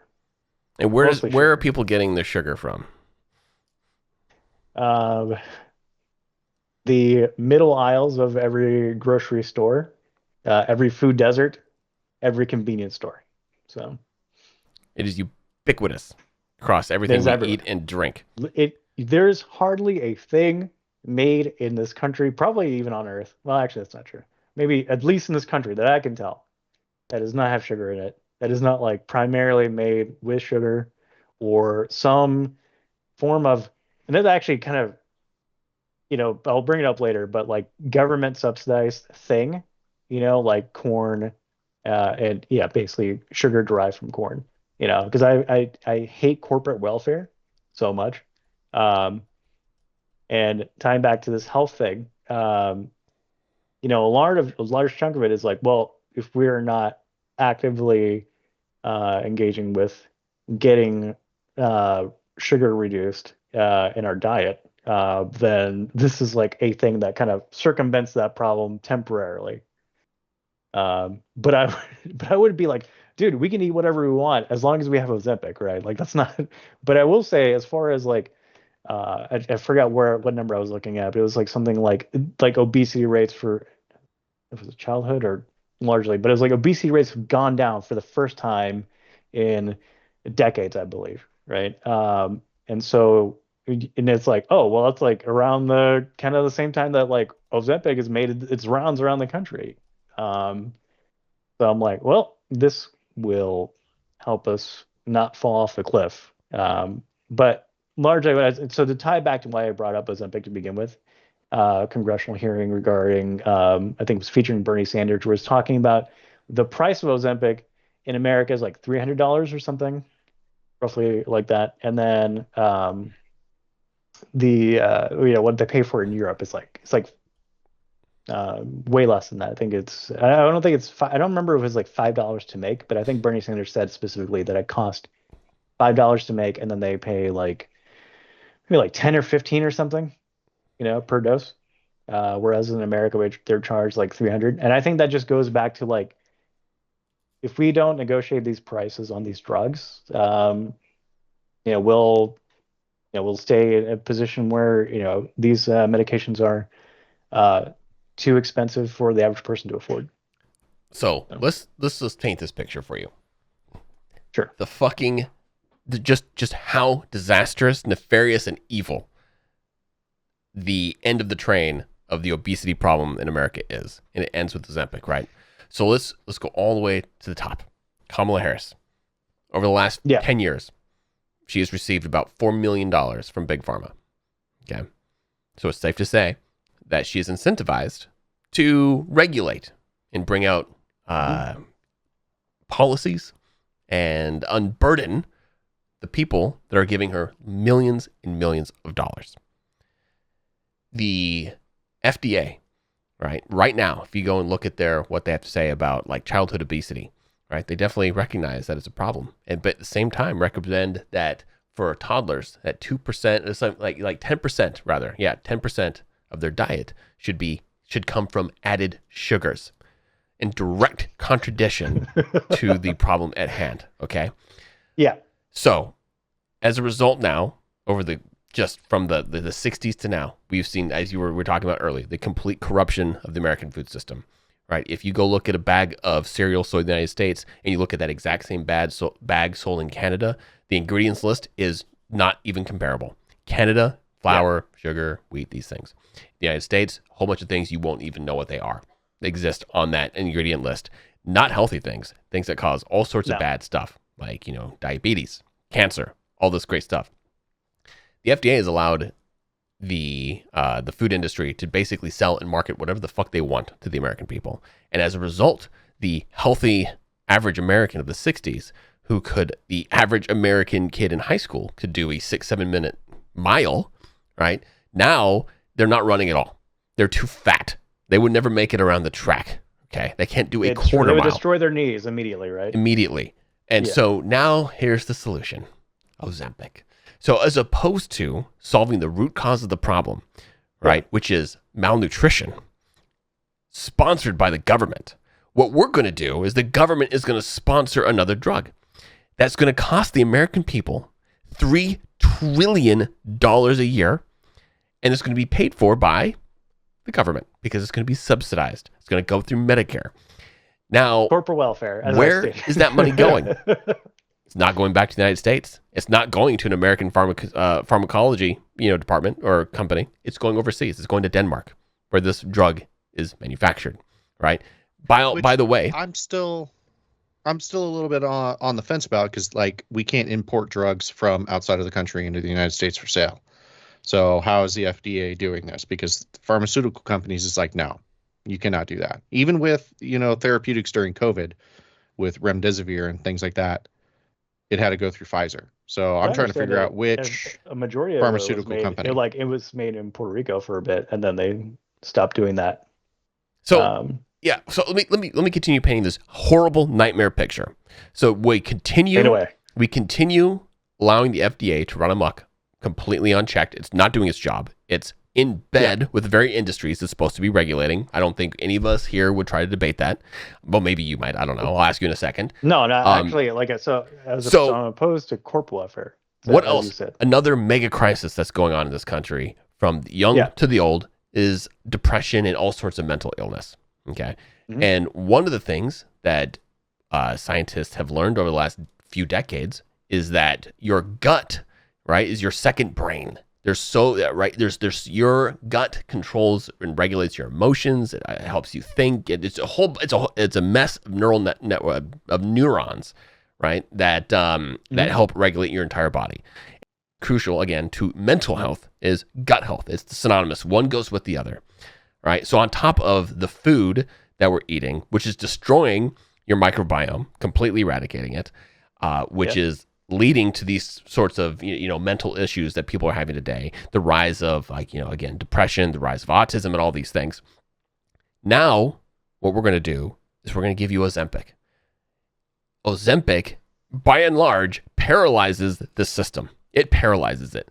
So if you were depressed before, you're now going to be mega depressed. And they're finding this in studies that people who are coming in depressed, which is very likely, as an overwhelming majority of people in this country are fucking depressed at some level or another, are now going to be taking a drug that re-emphasizes that depression, okay, on top of a whole litany of other issues that Ozempic causes. Hyperglycemia, pancreatitis, kidney problems, increase in allergic reactions, gallbladder issues. Oh, the list just goes on and on. Okay, but this is true for many drugs. Yeah, I would not take it personally, right? And I knew that going in. I was like, but do you see the problem though? Yeah. We're solving a problem by creating another problem. It's not even a Band-Aid. We're literally dooming this fucking country to. Well, if we treat it as a problem that like somebody else can profit off of, then we have a willingness, as a country for one reason or another to keep enforcing that, or rather keep propagating it. Right? But why wouldn't we fix the food? Why wouldn't we fix the supply chain? Because it doesn't make anybody any money, Jesse. That's it. I mean, so I don't think you're wrong there. That's the thing that's happening. This is also why you see people pushing this transgender, right? Because you create lifelong customers, right? There's a fuck ton of money in it. Right. And so like what all this whole we got like a warehouse of unused hormone medication. We may as well no. All of these like every surgery, they're making $100,000 off the government with it. It's the same corporate welfare system just for medical industry, right? Yeah. And when you put somebody on a hormone blocker, right, they're going to be a lifelong customer because now they have to continue to buy the hormone blockers for the rest of their lives. Right? It is corporate welfare at its finest, right? So a lot of that stuff, when you get into the weeds, it's just more corporate welfare, And I actually feel bad because like we have all of this mental stigma within the country, and most of the people that do end up becoming trans are autistic, right?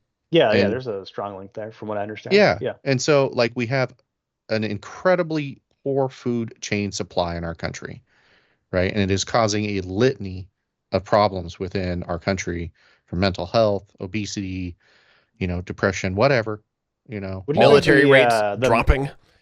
Yeah, military rates. The critical link is to autism exactly.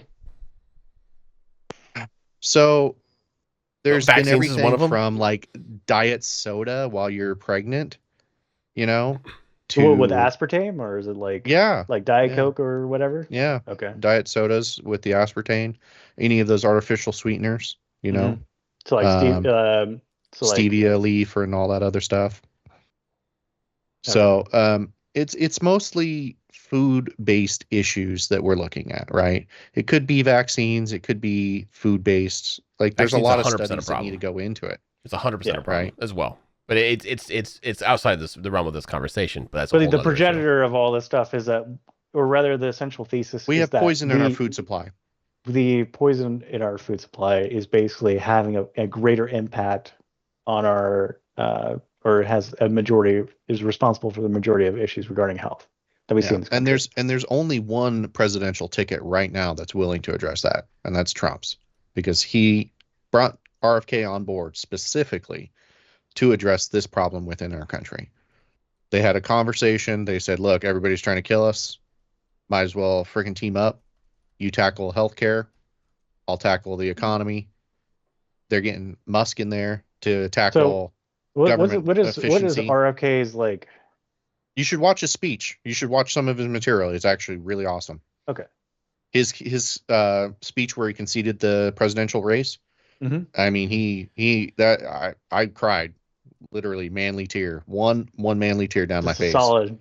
It was a solitary beautiful tear. speech, man. It was a really What would you like to know, beautiful Carlos? speech. What would you like to know?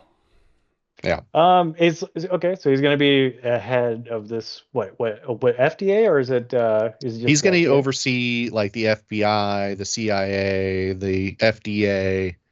He's going to be going through and managing who gets hired to those roles, what their direction is, what their So he's not going to be the motivations are. secretary of these things. He's going to be Nope. No. Nope.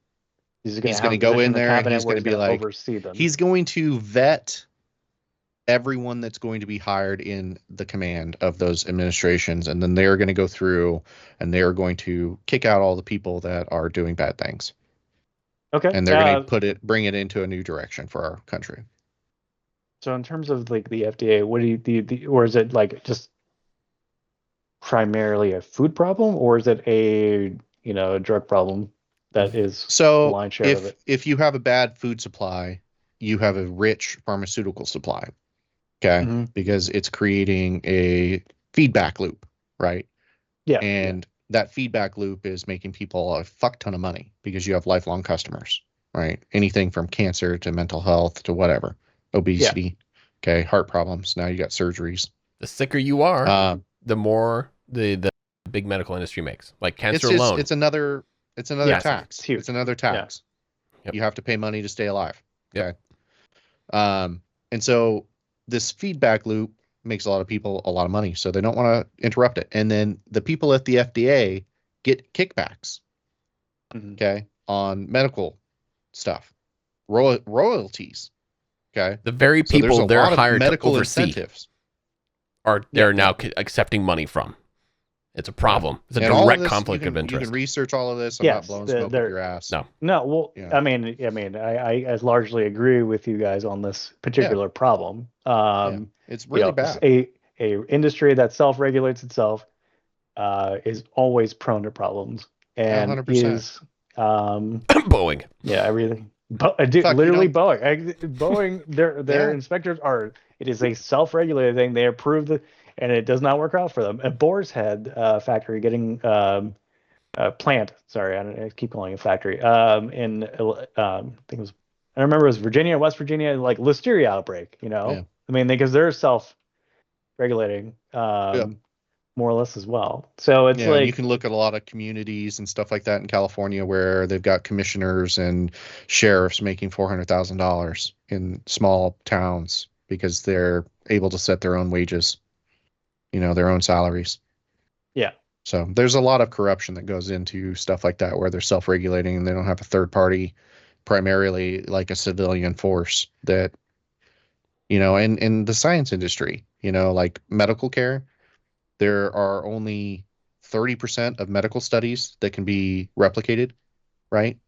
And in science, if you don't have something that can be replicated, it's not real science. It's not a real study, right? And so only 30% of the medical studies can be replicated. Because they're funded by just the industry themselves. Yeah, it's just bullshit, pure bullshit, right? If I have a Pfizer funded study for a drug that Pfizer makes, then they would be inclined. It would be in their best interest to do that. So it's not, outside the realm of possibility for me to consider that, people would work in their own self-interest to reinforce something, even if it's a bad thing, right? Yeah. So if you really wanted to fix a vast majority of the United States' problems, the food chain supply is like probably number one. It would have to be number one. Yeah. That would self-regulate so many amazing problems. It would smooth out so many problems that Americans are having. Yeah. How long do you think it would take for the impact to 10, 20 years? It might not be good for our generation, but the kids that are coming out. No, it would be immediate though. So there's two things, right? One is, yes, you're not going to suddenly reverse obesity. But you are going to immediately clean up all the mental issues. You're going to clean up all of like the exacerbated problems people are having with their health when they're not just regularly consuming sugar, right? If you can no longer go out there and just buy, truckloads of Doritos that you're going to eat, for dinner, then that's a good thing, right? Or if those Doritos aren't allowed to have like just pure sugar, just coated in every single thing. I think all of I those think things are going to go is to help. Probably Your health is going to more get likely better. to happen than being like, yo, we have a moratorium on Doritos, one per customer, you know? Yeah. Like, It's less although it's that less would about the go pretty Doritos itself. It's about what's Or in the goddamn Doritos, right? By all Yeah. means, Yeah. be yummy, but maybe there's something really corrupt about them because they're so fucking good. It's got to Yeah. be illegal. Like it's yeah, really hard for me to put seed down. oils, Oh yeah, all seed that oils would be crap. another Yeah. one. Got to get rid of those. Yeah. But I spent 2 weeks in Japan. 2 weeks in Japan. Okay, I lost Yeah. 10 pounds, and I was eating more over there than I was here. Well, how much walking Right. were you doing though? I mean, a mile a day, but I walk a mile a day here. The fabs I work in are huge. Yeah. I'm up and down stairs. I'm up and down 4 flights of stairs, every other hour when I'm doing power checks and stuff like that. Okay. So I get an incredible amount of exercise. So it has the dual amount benefit of basically being, well, Japan specifically, a country where you would walk around or encouraged to walk around because of the way that their cities are public transportation set up, and also the benefit of a more well-managed, They let's say, just don't have a lot of food preservatives and administration that like, bullshit in their food. yeah, because Yeah. the government has, we'll Yeah. say more stringent requirements on what can be put in the food. very stringent. They're very Yeah. very careful. Yeah. Which It's- is all FDA, right? That's all FDA. Yeah. Yeah. That's what their department's supposed to be doing. But they have the opposite effect for some reason. So, is there? Okay, we've kind of covered a few things. Now, has this conversation? We've been talking for an hour and a half or so. Has any of this conversation? Has there been anything that you've heard that's been somewhat persuasive, or that you would like to learn more about, or are you even more convinced that that Harris is the right candidate? Because I'll I mean, tell there's you still this: other things that I haven't feel heard strongly anything. about, but yeah. Yeah, I have not been persuaded from my Trump stance. Now, let me tell you this: for years and years and years, we've known each other. Carlos, you and I have been in contact forever. Very much left. I have been leaning left forever. Like my parents were Republican. I was like, you know what? I'm a little more social than this. I'm going to vote a little more blue. I'm going to vote Barack. I'm going to do all these things. Voted for Joe Biden. I voted against Trump every opportunity I had. And so that was my position. And it wasn't until July 13th where I was like, holy shit, what is going on? Like, who wants this guy dead and why? And then I started really digging into it. And that's what changed my mind. So I'm not coming at you as a lifelong, forever Trump guy. I'm coming at you as somebody who has changed his mind. Yeah. Yeah. And there's still a few other positions that I'm like, but largely, I would say that the things that I'm curious about. I mean, you mentioned is like the change to food policy. I think is a compelling thing, and I know I didn't approach this from I'm trying to persuade you guys to view it from my end, because it's we're not trying to convince you to vote Trump either. It's just exactly an interesting. So it's like a little bit, I can tell a little bit. He's like, come on, buddy. I would love it if you voted Trump. I would love it if we all got matching Trump tattoos across our chest. Yeah. Well, you never. No, but you can at least account on my old man's vote. The guy loves Trump, so. I'm just saying, like, if you look at things from a logical standpoint and you say, just from the past interviews from this week with Kamala Harris, where she basically said that nothing would change. All of them, by the way. Well, no, it's fine. I'm just going to give you, them. you can rewatch it and Yeah. verify I've been meaning what I'm to. saying. I've not got around to it yet, but yeah. It's fine. But she's on Colbert. She's on, a couple others. Yeah. She's on Call Me Daddy, whatever. And she's like, I'm not going to change anything from Donald or from Joe Biden. Like, her answer was to the question, what would you do differently in a Kamala Harris administration versus the Joe Biden or the Trumps? And she said, well, I'm not Joe Biden and I'm not Donald Trump. And that was the end of her answer. That is actually my biggest critique, is that in terms of policy, not going further away from Biden regarding, say, as supporter for Israel, for example. So she said she was going to continue the status quo in Israel. Right. Yeah. And I find that a little bit irritating. Because they, in terms of like, how much ordnance they use, or just that could have, you don't need, was it 28 bunker busters or something to kill, I forgot, the Nasrallah? Like, why, that's a lot. And those are not cheap. But like, the government loves giving money to that country for the some reason. military industrial complex loves to give bombs to Well, other I countries mean, because then they can that's our get main, paid that's our to bread and make more butter. You know what I bombs. mean? Like we Yeah. love. I mean, selling weapons are like is our thing, you know. And why wouldn't we? We have the best weapons on Earth. So I mean, What are you know, your? of course we would. Do you want to perpetuate these wars? Because basically Kamala is she wants to continue the war in the Middle East. She wants to go to war with Iran, and she wants to stroke war with Russia. Like she's pushing that, right? I don't know. She wants. I think in terms of like who wants to like, um, you know, blow up Iran more, I would say that probably Trump does want to Wrong. blow up No. Iran more Absolutely than wrong. What, Did you get a chance to look up the Abraham Accords that I was telling you about the other day? I know I you're forget busy the with school and things like that. Write that shit down. You should look that yeah, up. yeah, I'll put that in So notes. under Trump, dude, like we actually had less conflict throughout the world, Including know? with Iran. Iran is Yeah, literally just trying to all kill over him the right world. now. But didn't all it like over the world. assassinate? He literally assassinated the leader that almost started like a war with them. And then there's also the saber rattling with North Korea. He Just went because into like North Korea. He went into North Korea. He's the yeah, only president that's gone he into has North done Korea. that. I don't know if anything productive ever came out of Massively that. productive. Yeah, Massively massively productive. productive. Yes. What we normalized relations with North Korea all of a sudden. No. Guess who wouldn't Okay. permit it? The cabinet that he was trying to fire. They were not playing ball. On that note, the cabinet, I find it impressive how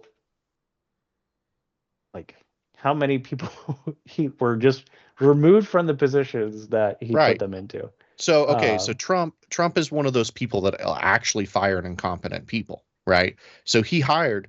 If I put you in the presidency tomorrow, Carlos, Mhm. who would you listen to be an effective president? You'd listen to the people that are giving you advice around you, right? Because they were hired Right, for I would that have to position. trust because I don't see everything. Yeah, and because I'm you have one no person, idea. right? You have Like, no I would idea be- who. That's yeah. what happened to Trump. Yeah. He got put into a place as a non-career politician. He had a bunch of yes men standing around him, recommending people for positions. As the years went by, he recognized that those people that he put into positions were ineffective at doing their jobs. So he fired them. So it was this self-perpetuating cycle of him putting incompetent people in positions and then firing them because the people around them that were recommending those people for those positions were giving him bad people. On You this think go that's around, like an issue with like the company he's kept before? They're recommending the. well, it wasn't just the company that he kept. It was just everybody around him was incompetent. This is in the government. So he inherited a government that was built to support a very specific system, right, of corruption, which was he was there to drain the swamp. That's what he wanted to do. So anyway, the people that were closest to him in the government, not his people, but the government people, right, these existing Even cabinet his members people. and figureheads, Even his people. they were also new to it, but it doesn't matter. At the end of the day, he had a certain agenda, and as a president, he's got to enact his agenda. And he would ask people to go do things. They would come back. They wouldn't have done those things, and so he would fire them. And he'd go and just do round and round and round. He'd go, and it was not great for him. It wasn't great for his administration. It caused a lot of chaos. But now you have to understand that he's basically now he understands the game. So coming into the next term, that is not going to be a problem. I think we could safely argue it'll be mitigated. Less people because he actually. Dude, he's been hiring. He's been hiring people. He's been slating people for these positions. He's been interviewing people. This is where you get like how amazing his administration is going to be on day one. Like if you listen to RFK talk about how they've been vetting and putting people into positions so that when Trump comes into office day one, they're going to have an effective government day one. Yeah. RFK is talking about how he's doing all this vetting, all of these people that he's going to hire, all of this stuff. And, you know, RFK's been around in politics his entire life. He came out of the womb in politics. I would say that of all the people you mentioned, he would be probably I would say it's probably the one that would make the most sense for having in his cabinet. I get where. Well, he's not going to be in the cabinet. He's just going to be putting people, the right people in the right places. Whatever we want to call it. So they're called a transition team. There it is. Elon Musk and his Department of Governmental Efficiency is going to come in there and basically fire, hopefully 75% of the government. Man, it's just too fucking big and overbloated. I would love be to amazing. see them get rid of the IRS towards Why get rid of the citizenry. IRS though? Oh my god. Check it out, right? Here's what I would like to see him do. Stop giving a fuck about income tax for the average citizen. Instead, use the IRS to go after companies, go after their offshore accounts, go after politicians, have them doing auditing on politicians every year to figure out where the money's coming from into their accounts, why it's coming there, how they're doing insider trading. Turn the government in on itself. Yeah, I Get mean, rid of the this insider trading for corporate the welfare. Congress is actually It's out of control. actively encouraged. It's out of control. You're the equivalent of like asking them to regulate themselves to come up with policy to do that, and then assuming that, like, I don't know, I'm skeptical of the idea that a president would be able to actually tell them to. So instead not of going do that. after like OnlyFans girls for their $600 Venmo charges, right? Have them go after the politicians. Yeah. Right. Well, Like, I mean, why? I've been opposed to the personal income tax since my whole life. So, right. I And mean, Trump is the only really- one wanting to get rid of the personal income tax. Yeah. Okay. Trump is the only one wanting to get rid of tax on overtime. He's the only one wanting to help poor and middle class human beings. The tax on overtime and stuff like that is all, as far as policy is also on Kamala's website, which is, that's cool. Oh, she stole that one too. Well, I mean, it's a good idea is a good idea, right? Hey, so you the can't- overtime you and the yeah. tips thing is like, that's huge. That's, I mean, you have to be an idiot not to be like in favor of that. Did you hear about his latest one? His latest tax update? No, I've not. So he's one of the big things is he wants to bring back industry to the United States. He wants to bring back specifically car manufacturing. So he's going to put up a whole bunch of tariffs on from cars being imported overseas. So if you're Mercedes and you want to sell a car in the United States, you have to open up a factory in the United States and make your Mercedes-Benz in the United States. Hire American workers to run that factory, and then you can sell your fucking car here. Versus having us, basically importing it into the United States for free. Because we kind of it's kind of more like parted out. It's not like we said the plants. I think they largely assemble what's already made. No. So the way it works, okay. If you go into Berlin right now, you're going to see Volkswagen, Mercedes, Audis, all these things. You're not going to see Chevrolet, Dodge, Chrysler. You're not going to see these American cars. Why? Because if you want to import an American car, you pay a massive tariff, and it's just not uncompetitive. So anyway, he wants to undo that. And on top of that, to really help promote that, his latest thing, he tweeted it out yesterday, is that in his tax cut program, is that he's going to make interest payments on car loans fully deductible. Let's go. Yeah. That's going to be huge. What Carlos was trying to say, though, is that right now, mass manufacturing of car parts are shipped into the United States and then they're assembled in the United States to avoid tariffs. Yep. And I believe that he's also going to fix that loophole so that everything it's not really an American manufacturer anymore. They're not making they're parting out. And then what's really sad is, like companies like Ford, who have 28% of their parts manufactured in the United States, when you've got Elon Musk with 80 to 75 to 80% of their parts manufactured in the United States, right? Tesla is the most American car manufacturer that we have right now. 100%. And I think Honda is like Toyota, right behind them. I think is also there too. I think Toyota, and you have to wonder why the resale value on Toyota is so high. Yeah. I think it's like in principle it sounds great. I think people will be a little upsetty spaghetti. Let's say if they're like, well, I want to buy a BMW, and I'm paying like way more for it than I did before. Oh, boo! Most poor people can't afford a BMW though. So the rich person has to pay it more for the Mercedes. They can go buy a fucking nice Ford.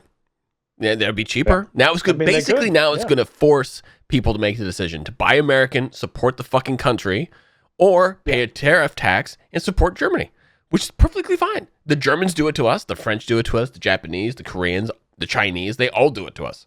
So we might as well return the favor. Fuck all them. Yep.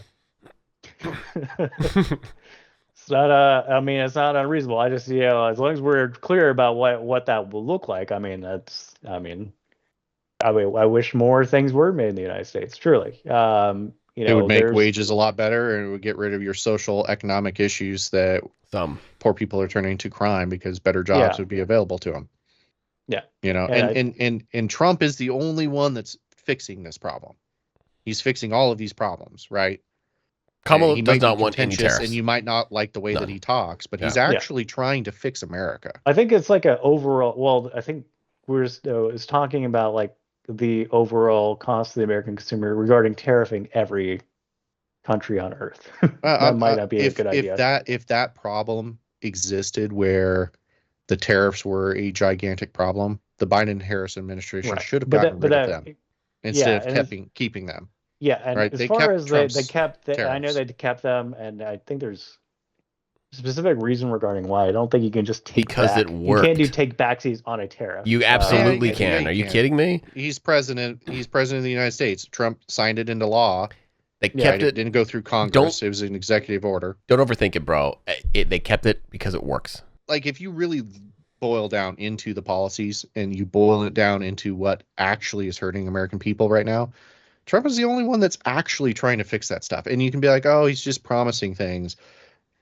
We saw how good his agenda was the first time around. If you got past all of the chaos, okay, that was actual engineered chaos around Trump, so that everybody would be exhausted by him. And to be honest, he wasn't very likable because he was so combative. He didn't have a moment to breathe. Right. Oh, yeah, I wouldn't describe it as like effective. Right. It was chaotic. It was chaos. Like right. And it was effective. all Well, we call structurally it effective engineered. presidency. So It was structurally, but he did a lot of good. Imagine what would happen if he didn't have all of that crap and he had support behind him. Shit, we might have one of the best damn countries on the face of the planet again.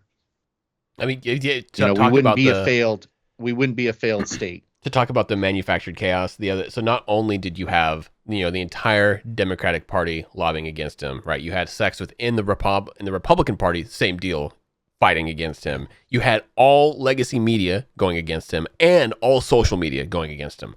Everything was geared to fight Trump. So the American people, we didn't get the opportunity. I'll use myself as an example. I never got an opportunity to see the good things he was doing because all social media was telling me this is how bad he was doing. All the legacy media, your CNNs and MSNBCs and whatnot were telling me he was horrible and all the reasons why he was horrible. Meanwhile, he was actually making institutional changes and directly impacting me. I was spending less in taxes.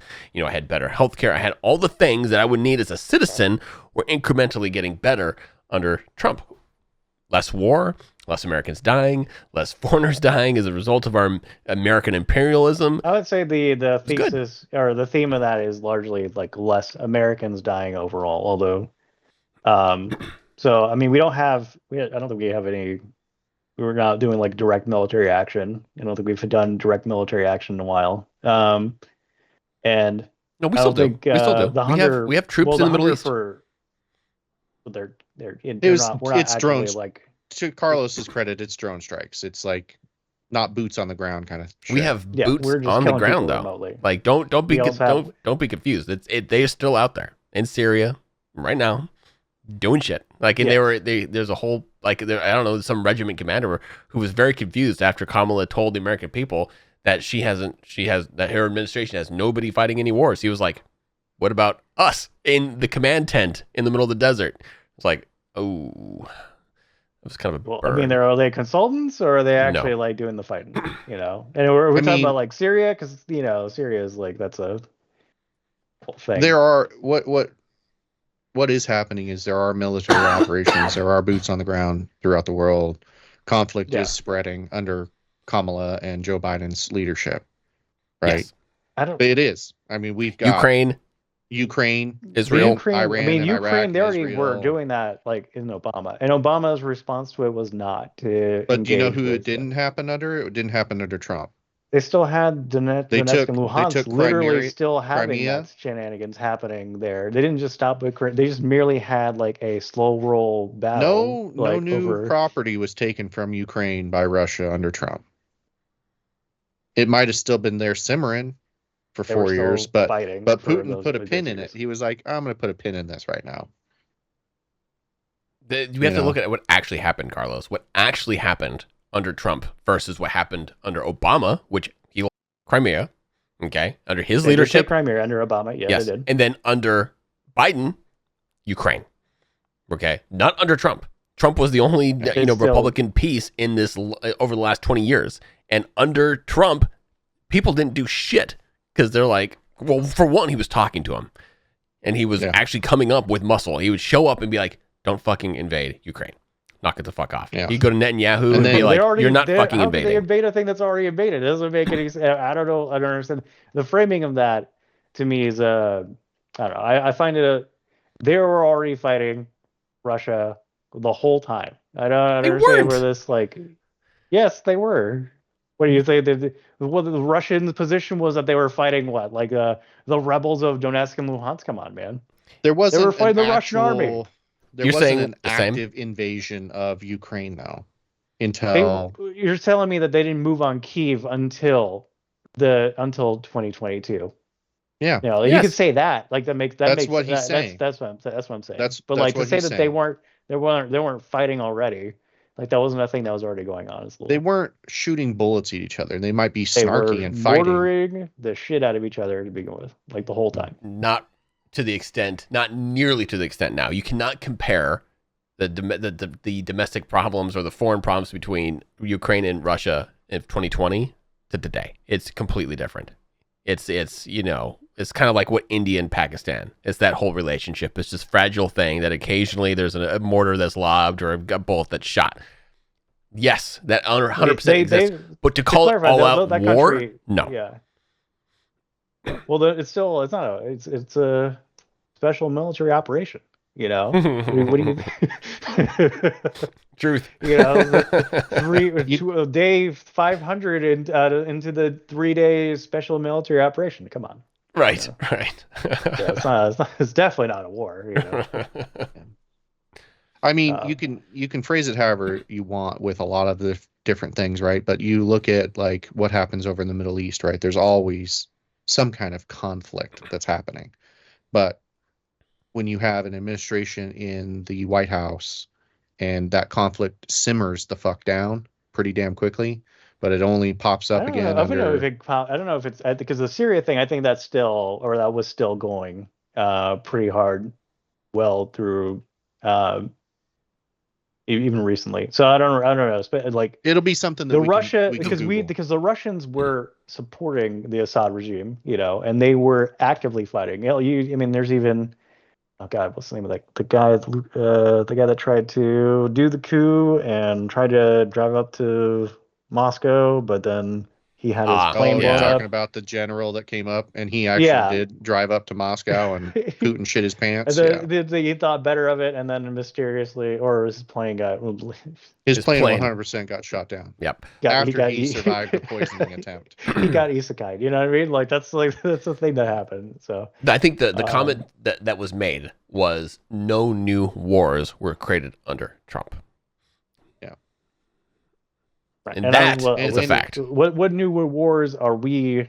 You know, would you say that Ukraine and Israel, bro? He's Two. not saying that America was involved in a war. He's not saying that America didn't get involved in new wars.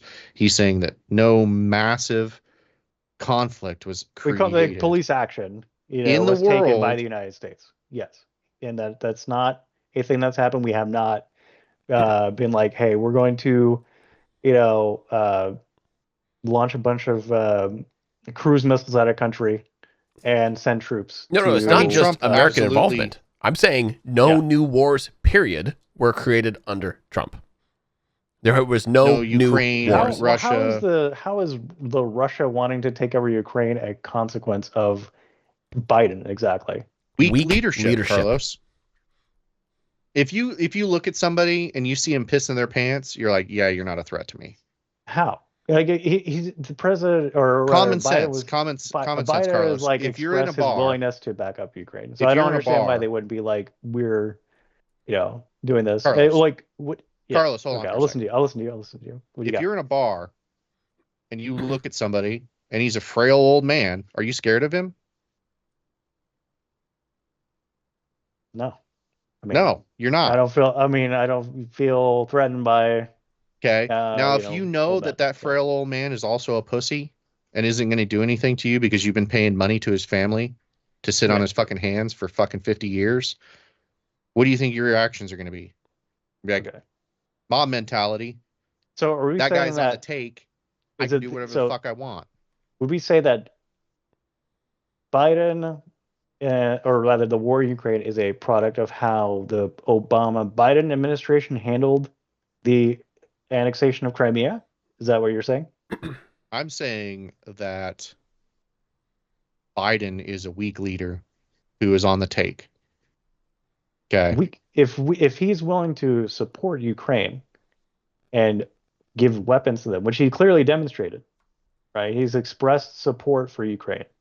How would that be a good thing for Russia to then decide to attack during his presidency when they have the support of the United States? So we're not saying, what neither of us are saying is that it was a good move. It was a terrible move. I know why he made it. I would say he's even justified in a lot of reasons. It was still a shitty move. It's not a pro-Russia move to invade Ukraine. Okay, it was a bad call. But he did it under Biden because Biden was going to do the min set, right? He was going to do what he could to prop up the military-industrial complex, which is an excellent. This is a perfect opportunity to sell arms and armaments. Okay, let's just do that. But he's never going to put boots on the ground. He could have very easily had a no-fly zone. He could have put one up immediately over Ukraine. He did not do that. He wasn't going to get even close to it. He could have allowed Ukraine to actually attack back instead of just defend. Do you think Trump, being in this position, do you think he would have let him use attack to launch strikes into actual Russia, into Russia itself? Trump would never have antagonized Russia into attacking Ukraine by spreading NATO throughout the region, pushing it farther and farther. And I always thought that particular justification was bullshit. NATO is not a defensive. It's a defensive pact against Russia. Does not mean because any NATO country that goes out of its way to attack Russia is not going to be supported by NATO. That's not how that works. Article 5 doesn't mean I attack any country I want and the rest of the countries are going to. They weren't. Nobody's attack. It's a defensive pact, Carlos. Right? Yes, it is. So that means that Russia can't push their authority on any of their neighbors anymore, and then it starts getting circled closer and closer.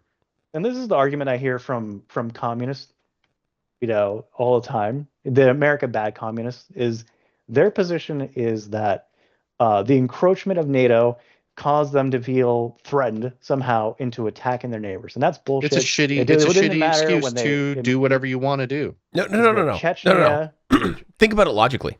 Put yourself. Let's just change the narrative. Okay, not Russia and Ukraine, United States and China. All right, if China was suddenly moving in and bringing crazy amount of weaponry into Latin America, starting with maybe Panama and Nicaragua and moving its way north, okay?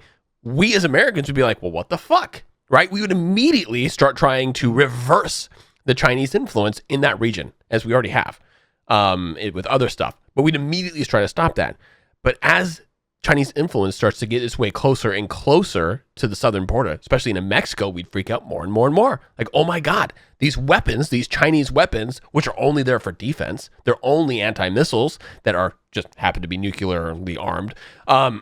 They're getting closer and closer. And then all of a sudden, okay, we've been serious with China, saying, no, fuck you, China. You're not allowed to get any closer. If you get into Mexico, that's it. We're done. We're going to go to war.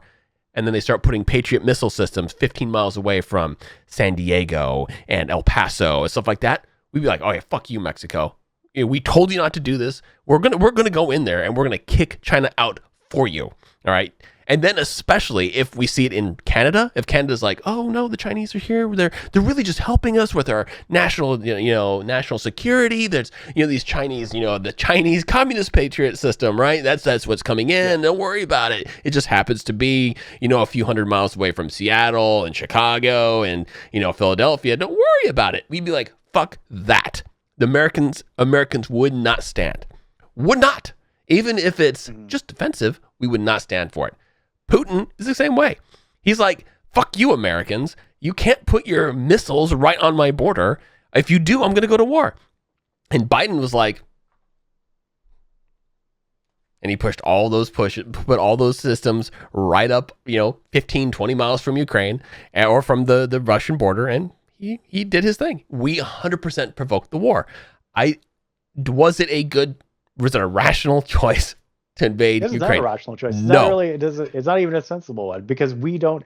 But use my analogy to Canada and rationalize it. Mexico It's are not in defensive pacts with Russia because we're not a threat to our neighbors. One country is, and that's Russia, and it has a history of being a threat to its neighbors. but my point still remains. If China was to do that shit to us, Mexico would go down. It would become the 51st state Actually, overnight. I heard about like Cuba wanting to join BRICS, and I'm like, oh man, here we go. Right. Because I'm like, yeah, we're not gonna attack Cuba for joining. You know, We some might. kind of. I doubt. We might all of a sudden discover that they have oil in their island. They have weapons of mass And destruction. decide to liberate the shit out of them. There's weapons of Liberate mass Cuba. destruction Oh my god. in Havana right now. We got to go get them out. Yeah, totally. Oh no, they have a lithium deposit in Cuba. Dude, no, that's gonna be all those like what happened. It's like a you know, it's like a I don't know if it's like a chain of prophecy or what, but sure as the sun will rise, there will be a scarcity of a thing, right? In the world. The world's about to run out of something. Some redneck guy in some hill in some place you've never heard of finds we have the world's biggest supply of the thing right under our feet. Yeah. And that's been going on for I don't know how long. It just keeps happening. I don't know what that means exactly, what that says about us, you know, but that keeps happening. But yeah, that's It's never I going to find that stop, interesting. Carlos. That's always going to be a thing. It's funny though. Right. It is true. It's true. It keeps happening. I mean, Yep. surely, you know, we have the mandate of heaven. So, you know, that's why, you know, we're chosen as the world's de facto hegemonic power. Yeah, I think we just made a bunch of moves and made that happen for us Yeah. Thank you, by Hitler. destabilizing economies and changing the world and doing regime change and a lot of bullshit. But it's interesting though that the outcome of the NATO of their encroachment into Ukraine, for whatever stupid imaginary paranoid, you know, schizo brain that Putin has, you know, he's, you know, we get, was it Finland, and I forget what other country, Sweden joined NATO. So I'm like, you literally, if this was your justification, then you just made it like way worse. And then that's not even the justification you put out. You put denazification as like the main motivation, and then some like historical ancestral claim, and then is also his obsession, which is well documented, with the reunification of the Soviet Union. Yeah. And which I am not about that at all. So frankly, I don't really pay the NATO thing. Is like me and Jesse aren't going to advocate. Dude literally has this bullshit about obsession about reuniting the Soviet Union, and I'm like, maybe we don't advocating for that though. We're not talking about the fact that Putin is a saint or that he's not fucking insane or anything like that. Which he is, right?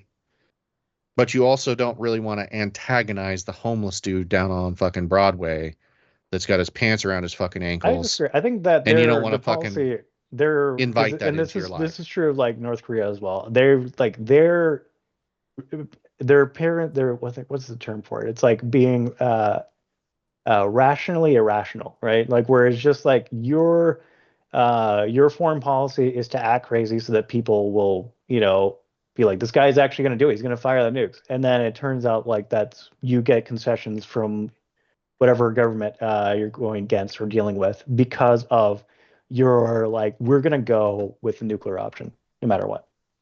And I know that's a policy that they practice. And you know, some other dictatorships as well, they're keen on doing.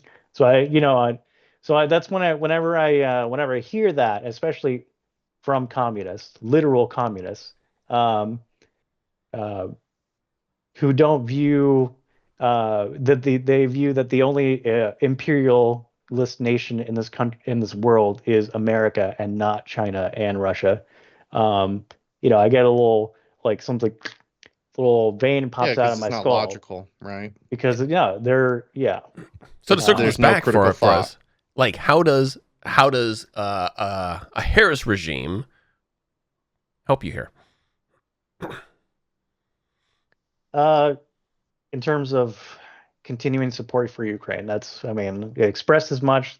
It seems like that policy is going to, or the administration is going to keep going with that. So it seems like that's the play. And is Why that would the you right want to play? continue? Yes, Why would you I want think to it continue absolutely is. corporate welfare though?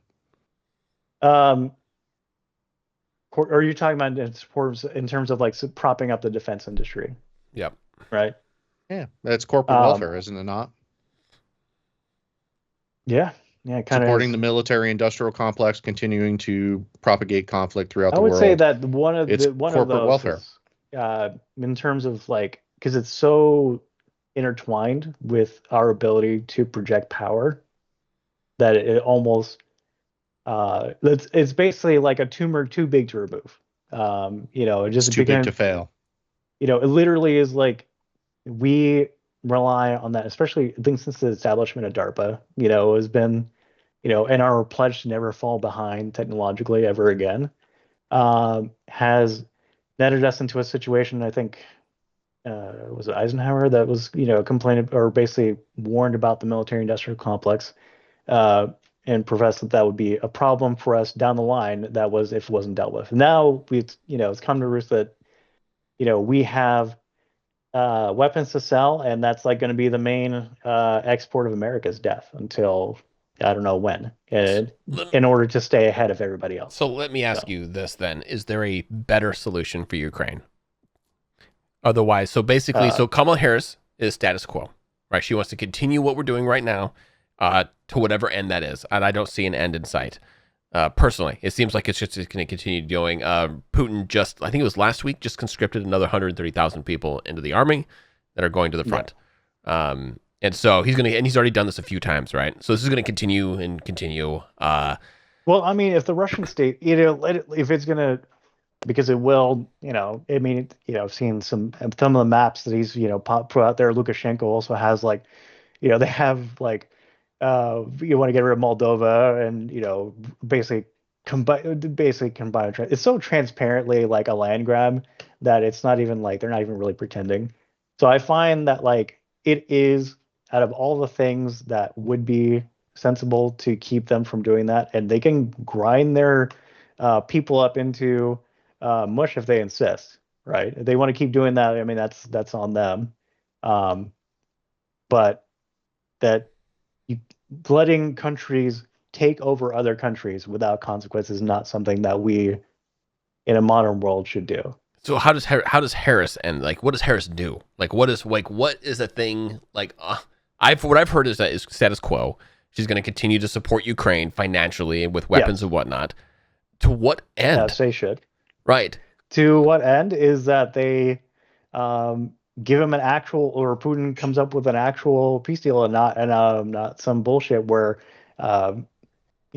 Ukraine cedes its territory and basically is not allowed to have a military, because that's what the initial offer was proposed. It was that they were like, we're going to give up give up basically telling them to give up their weapons, so they can just take them over again. It's bullshit. But the problem, so the issue here is that you're electing Putin. Harris for more war. You want to continue the war. Putin is not going to surrender.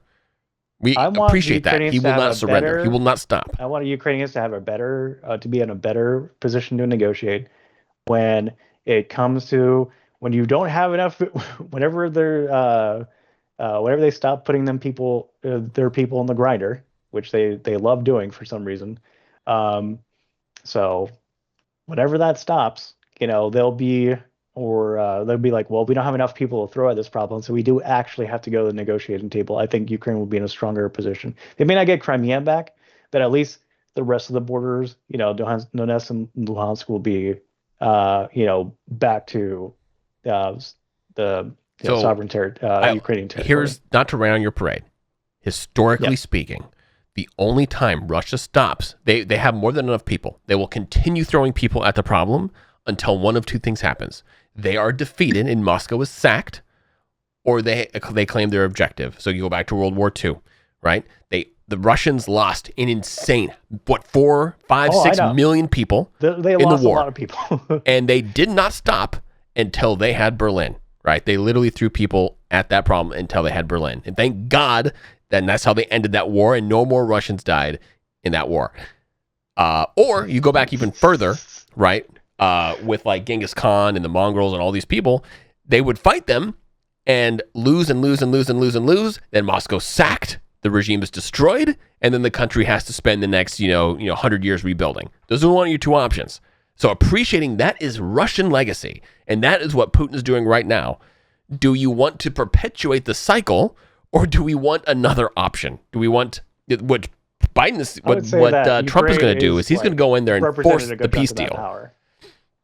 With no, it has not specified how that he's going to do that, by the way, and unwilling to express how, which I find a little silly to me personally. I like when somebody is like, "Oh, I have a plan to deal with it." Okay, well, how are you going to? You said you're going to settle in 24 hours, and you're like, "But I'm not going to tell you what it is." Okay, that's so. Okay, but what's your alternative? It's a valid point. But what's the alternative? Wild card, alternative, or we continue the status quo.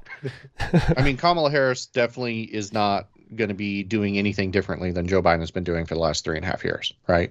So we can obviously say that nothing is going to change with Ukraine and Russia. We're just going to continue to funnel arms and ammunition into the country and propagate corporate welfare in the form of the industrial military conflict. I mean, as far as because we're not, they'll just continue to fight, and we're giving them we're giving them shit that we basically had sitting in mothballed anyway. So it's not but do you not think that the military industrial complex isn't going to want to backfill everything that we are sending over there, thus making money by producing more weapons and ammunition in the United States? I think the majority of the spending bill that was the bill was actually backfill for lost inventory or something. So I mean, what you're saying is a thing that's literally happened. Yeah, that's what I'm trying to tell you. So it's like we give them all of our old shit. We get to test it out in the field because we get to see what it actually does. Mm-hmm. So we're winning on research and development. Okay. Yeah. We're showing the world what our firepower does in a real situation. We're selling these weapons and ammunition. Honestly, and then the military industrial. The greatest sales pitch for a Javelin missile I've ever seen in my life. I've never seen the military industrial complex gets paid to backfill all of this. In this case, it's that we pulled out of storage. But again, it's like, and that's just going to continue to happen under Kamala Harris. And it will. But they gave up their nukes. So we asked them to, and we agreed that if they get attacked, then we will defend them. Yeah. So that's really just we're keeping our word as a country because America's word is gold. But we're not really defending them, right? We're just giving them ammunition. Right. We're supporting them. We're not defending them. We're not standing in front of the bullets that are killing their people. Right. That are destroying their infrastructure. Again, because it wouldn't make sense for us to be in direct military conflict with Russia. Right. It wouldn't make sense. Right. But we can do proxy wars. But again, they gave up their nukes. But we can do proxy wars with Russia for fucking 40 years through the Middle East and Ukraine and all kinds of other proxy shadow wars that we do with them. Yeah, that's proxy wars are not really placed. But in this particular thing, I think we do it all over Africa too, to be honest. We have proxy beef with a lot of stuff. But as far as this particular thing, is one of the more justified things, that we've ever done regarding upholding our word, and that they had the nukes. But if we could end the conflict through some unknown means, what if we through some secret means, through some secret knowledge? What if we throw a Hail Mary, and it fucking works? And it goes away, and we can end corporate welfare. So I can tell you how he's going to do it. This is why he's not broadcasting it. Okay, it's under the scenes. Right. He's going to hit me with it because I want to know. Yeah, very, very simple. He's going to stop all funding to Zelensky, all of it. He's going to not send any more fucking aid over to Ukraine. Okay. Oh my god. And surrender is not so his point is this: no more killing. The killing has to stop. People can end it. It's not worth it because Russia will continue. Another country that's being invaded when they get to stop fighting, and not on their terms. Oh, excuse me, sir. Is it not our weapons and our money that is allowing them to continue to stand the fight? They can continue fighting all they fucking want. Because we're just not going to support it anymore. Weapons. Yes, because we asked them to give up their nukes, and they did. On the So premise that we would do that. then they would just nuke Russia. If they had their nukes, then they Why don't probably we just would give have. Why don't we just give their nukes back to them? I wish we would. Oh, Jesus Christ. Listen, I don't think that's the answer, and I don't think it's the answer you want either. We don't want to start Give nuclear them their war. nukes back, man. Just give them back to them. You know, we can stop the funding, right? The simplest, we give Ukraine's nuclear weapons back, and we call it a day. Like, hey, look, you guys do whatever you do, and we're not gonna interfere. So you would rather enable nuclear war? As a deterrent, yeah. That would be, you would be sparking nuclear war. That wouldn't be a deterrent. If you were moving nukes into Ukraine, your boy Putin's gonna, fires the missiles. But if they had them all along, this would not have happened. So Maybe not. I don't know about that. Who asked them to give up their nukes? I think it was America and Russia, I think. Which president? But I think we actually that was might have been Clinton, I'm not sure. Well, it had to be because it was post-Soviet collapse. So that was and then the Soviet Union collapsed in 91? 91. Don't know. Yeah. So it collapsed in 91 and Under Bush. Yeah, so it had to be what was done under Bush? It was under Bush and then finished in Clinton. Yeah. Okay. Yeah. So I think we beat this horse rather dead. Carlos wants more people to die, and we don't want that. I don't disagree with the fact that there isn't a direct plan for Trump to end the war, and he's talking out of his ass, and so I can understand why Carlos would be skeptical of that, right? It does feel fabricated that he can be like, on day one, I'm going to end the war. Total bullshit. I can't. I'm not disagreeing. I'm not disagreeing with you on that. But what I do have to say though is that I like that Trump is so egotistical that he can't fail. So when he makes these promises, he wants to actually make sure that they come through because he doesn't want to look like a clown, right? So he'll actually try to end the conflict over there, whereas Kamala Harris will just throw more bullets at them because that's her agenda. Yeah, the best I was able to find here is from his own tweets. Basically, it's because he has solid relationships with Putin and Zelensky that he's going to pull them both to the negotiating table. Day one is sorted out. Okay, bro. Yep, he's going to... best... Go ahead, Jesse. Yeah. And then, like I said, he's going to continue to work on just ending all current support for the war in general, which will have an immediate effect on the negotiation table. And so it just ends right there. The best proof you can have on this, Carlos, is you can look at Zelensky signing bullets, right, with Shapiro in Philadelphia. Yeah. Okay. And you can look at how happy he is to meet any Democrat. And then the moment he's standing next to fucking Trump, he looks like he's got his ass whooped. And he's a sullen child. Okay. Look at those two. So what? He recognizes that America's support is vital to him. Okay. Well, what's his reaction to Putin? I don't like the idea. The policy position is I have a good relationship with a guy. I know a guy pretty well. Trust, bro. He's going to do. That doesn't resonate with me. Well, it's not that. You just don't like the outcome. You want to see this perfect world where Ukrainian is reunited with all of this lost territory. We have to appreciate that that's not going to happen. That's not going to happen. There is no outcome that's going to occur under any presidency where Ukraine gets that territory back. The only way that would happen would be to dramatically increase the war. Boots on ground. NATO is going to have to be there. The United States is going to have to be there, and we're going to have to go marching toe-to-toe. all the way to Moscow and putting a bullet in Putin's head. They seem to be doing pretty fine right now. So are they? How many lives have been lost in Ukraine by Ukrainians? How many Ukrainians have been killed in the last 2 years since the war started? I remember. I have to look at it. I think it's between 80 and 100,000. I think it's for every 1 or every 5 Russians or 6 Russians killed, there's 1 Ukrainian. Let's see here. As of August 2021, 2024, Ukrainian deaths 55,812.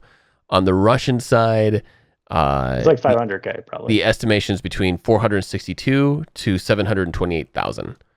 That is All insane. told, though, if you include civilian casualties specifically, That's where I had the rub. Actually, is the you're civilian looking at casualty over bit. a million. So, Over a million people have Well, died so far, including civilian plus Russian plus Ukrainian deaths. Over a million. oh, okay. I was like, it was like a million On both civilians, sides. I was like, This okay. whole conflict, Yep. right? This whole conflict Yep. is, and another thing that bothers me, right, about this whole thing is that it gets, Lindsey Graham fucking a hard on. Anytime that Lindsey Graham has a hard on, dude, I immediately want to oppose whatever the fuck is Oh, going okay. on. He's like, Okay. this guy's a little too excited about this. So Yeah, you're yeah, like, yeah. fuck that. They've got a shit ton of natural resources under Ukraine in the form of rare earth minerals. Okay. And Lindsey Graham is like, yeah, we're going to get the shit out of all of those rare earth minerals. It's just another oil situation. Why would that right? be better? Let's say that's true. Why would it be better if Russia has that? That's why Lindsey Graham doesn't want them to have it. I would want That's Russia why to have he's it all either. about freaking continuing to fund You- war. You do not, Carlos, want the United States to be in a war. You don't want a million people to die so that we can get assets. You don't. That So we cannot can be a deny reason. another That's country I'm assets. saying, I horrible. know.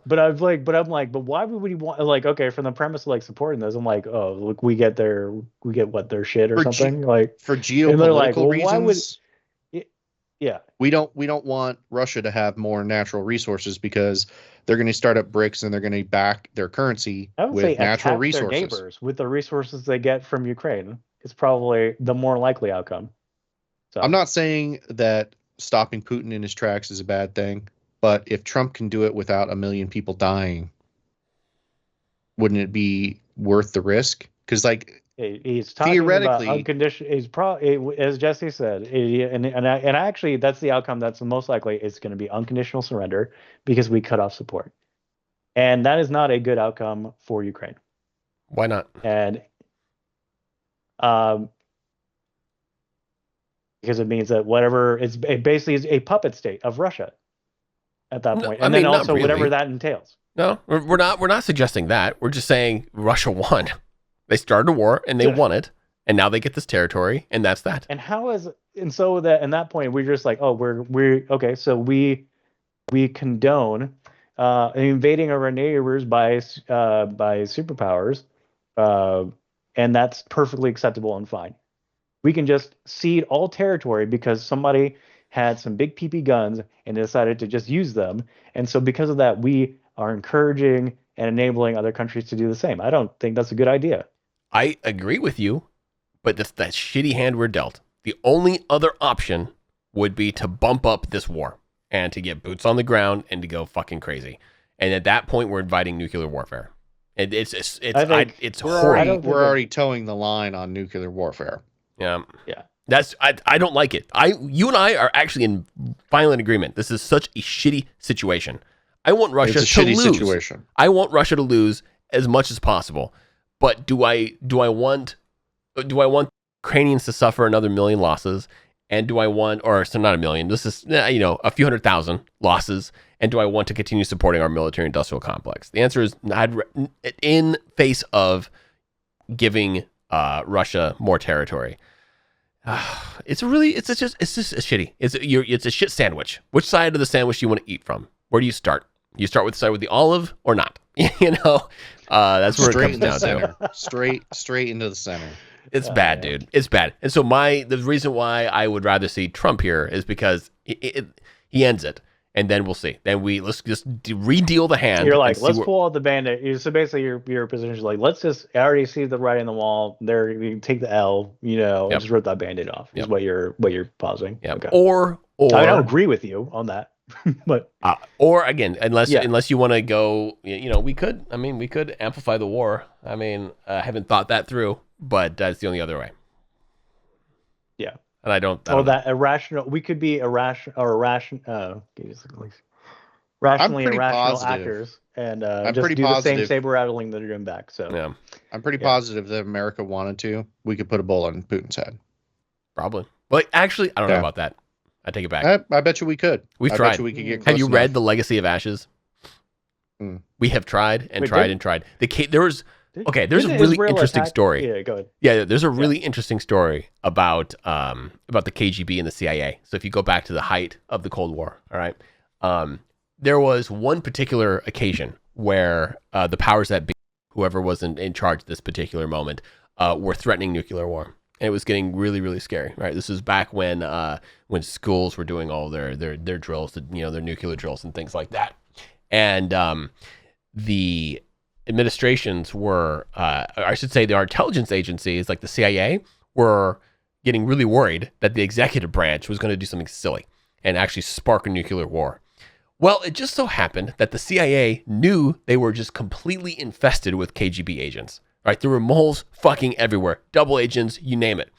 And a few of them actually knew their counterparts, knew which specific agents they were and who they reported to in the KGB. Because while the CIA was massively incompetent during this time, they had successfully identified a few of the moles. And they decided, these particular people decided not to identify them and kick them out. And instead, both in the Kremlin and in Langley, they got to know each other. And they started working with each other to prevent fucking nuclear war. So where they would hear the executives, their opposing executives, rattling the sabers, they would tell each other, like, hey, no, they're just posturing. And they would send that back to the Kremlin, or the Kremlin would send that back to Langley, and then that would go back out into our government. And so there's a really interesting story there where this infestation and the actual kind of failures of the CIA actually prevented nuclear war. The other side of the coin is that, oh yeah, by the way, the KGB was a zillion times better at doing the whole intelligence thing than the CIA. CIA just really couldn't get their shit together. It's actually really, really fascinating. So no, I don't think we couldn't get rid of Castro. If we couldn't get rid of Castro, we're not going to be able to get rid of Putin. Yeah. Okay. I guess I can. I mean, it had to be from with it. I mean, Prigozhin, like that. I just remember the guy's name now. Like he almost did it. He was a coward. I mean, but he wimped out at the last second. Much to his detriment. That poor guy. I think they captured his family, right? I think Putin had his family. They must have. Yeah. It was just like, I'm sure that they got some kind of thing to make him turn around. Frankly, if I was like, I just commit to the bit. You know what I mean? Frankly, as you're like, I'm already here. I have this guy. I mean, he has family or not. Like, I'm getting mine. So you have to think that you're starting a civil war. So you have to imagine that you're now going to be attacking. They just let him through. That's the thing, though. He met no resistance. Well, his military was elsewhere. There was no resistance to have. It was just the police, the local police, and the local police weren't going to stop him. Yeah. They didn't. They were just like, yep. They were just like, Prigozhin, you can have it, bro. What are they going to do? Gonna let it. Yeah, were they going to fight a PFC? No. That's not but once he got to Moscow, it was going to get ugly. It was going to be street by street. I don't know. Like, I don't know. He was like, he was hiding in the Kremlin itself. So I mean, it's not like the Kremlin's that big, But I mean, he could have. What are you going to do? Are you going to level the White House because you want to get Biden in the basement? Like, you're going to level your country that you love and a natural treasure of your country because you want to Russians care about that much. You don't think? No, I'm talking about the Kremlin. You don't think the Russians like the Kremlin? They're not going to be like, yeah, if I'm doing a coup, I'm not going to be like, man, this historical building, shucks, it's really good. I really want to be in charge of the country of Russia, but this like old historic building, God, I'm so fond of it. We burned the White House down. If you don't remember, we did burn the White House down in 1812. If I was throwing a coup, I would actually have a problem destroying national monuments. We did it. We did it once. Mortars. We could do it again. Americans did it, Zach. In 1812, we burnt that bitch to the ground. We got a brand new White House. I'm not saying that there aren't people out there that would do it. I'm saying I personally would have problems with it. Better Take plumbing. that for what you will. Yeah. Presidents weren't dying of drinking poop water anymore. That was the thing that was happening. Yeah. But it's interesting. So indirectly, Israel attacked like a Russian air base or something.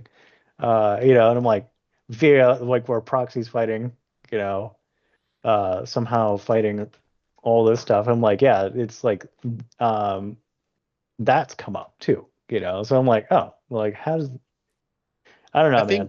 I think the one particular reason that Trump is effective in nipping conflict in the bud, right, is that he can show them an economic way forward to prosperity for a lot of countries. And that's why he's been particularly effective in making commerce more important than global I feel warfare. like that was For exactly what happened like between 1992 and 1996 regarding like Russia, the newly collapsed, you know, and I mean it's not like that exactly. I'm not saying that didn't work out favorably for us, but like I don't, okay, like we have a good economic policy with them now. Like what I don't know. What that like what there's things America could do to disincentivize Russia further, but they don't seem to care. So I don't know like if they're not unwilling to take the economic well, which they seem to have because we put sanctions on them. Um, then I mean they don't seem to care. It doesn't seem like I don't interpret Putin as being a rational actor in this situation, where you can negotiate with rational people. And then Zelensky is, if he looked flustered or whatever in front of Trump, that's the thing a rational person would do, right? You're looking possibly, at somebody that would, you're meeting with somebody, against, that would act. That's like not saying actively working against your interests, but literally, is basically proposing that as such. And you recognize that, and you're like, I'm not terribly excited about this. Putin's not that rational actor. So I don't know. I can see the Zelensky conversation going better than the I'm going to go talk to Putin, because as far as Putin is concerned, he wants to reunite the Soviet. I cannot express this enough. Reunite the goddamn Soviet Union. yeah, I Um, understand that. And Ukraine has a lot of natural resources. They've got incredible yeah, but I industry. mean, like he's going to put like so it's like where does it? I mean, he's pushing up like against basically Poland. Transnistria is right there. Moldova. He's gonna like attack Moldova next. Like, I mean, we gotta pump the brakes on this man before we have to fight this dude directly. Um, so he's not a rational actor. He's gonna keep pushing to Moldova, and we're gonna have to put Article 5 on his ass. And the Poles are all too enthusiastic about sending this man to the Stone Age. They're ready for it. All right, the The Poles are really excited about it. he can't he won't he I don't think Moldova's a problem. He can't finish Ukraine, right? He's at a stalemate with Ukraine, and he will only win or lose depending on U.S. action. That's it. Uh, it's really what it comes down to. But I think we understand your position. You definitely want to ensure that Ukraine is united as a whole, as to the best of its capabilities. And Trump will not do that. And so that's a And good not reason. incentivize Yeah. So bad that's a good actors reason into to vote for to Kamala keep if that's something you're very strong about. If that's more important to yeah you than I say like the FDA thing that we talked about earlier. I got one more thing that I want to talk about. I want to see yeah your thoughts here. we got some good content here. Yeah. So I got one more bit though. So Kamala is big. She wants to basically rewrite 1A, right? She wants to bring in misinformation as an opportunity to push censorship on media platforms, social media platforms, which you can and can't say. I think she hasn't said it, but it seems like she's a big. She enjoys what she's seeing in the UK in terms of people being arrested for their tweets, and she would like to do something similar here in the United States. Since she has come out in direct opposition of the platform that Elon Musk has, citing that she needs to that it needs to be reined in, and that they should not be allowed to say the things that they're saying without government oversight. So, how do you feel about this censorship? Arm of the government that she wants to deploy and basically go to war with 1A. I mean, we've talked about this before regarding like what I feel about a free and open internet, and I feel like that is absolutely essential. Um, for example, these states not saying banning the hub, but requiring, you know what I mean by the hub, right? Yeah. We all know what that means. Okay. Um, uh, and having these age verification requirements, is antithetical to a free and open internet. And, I oppose that greatly.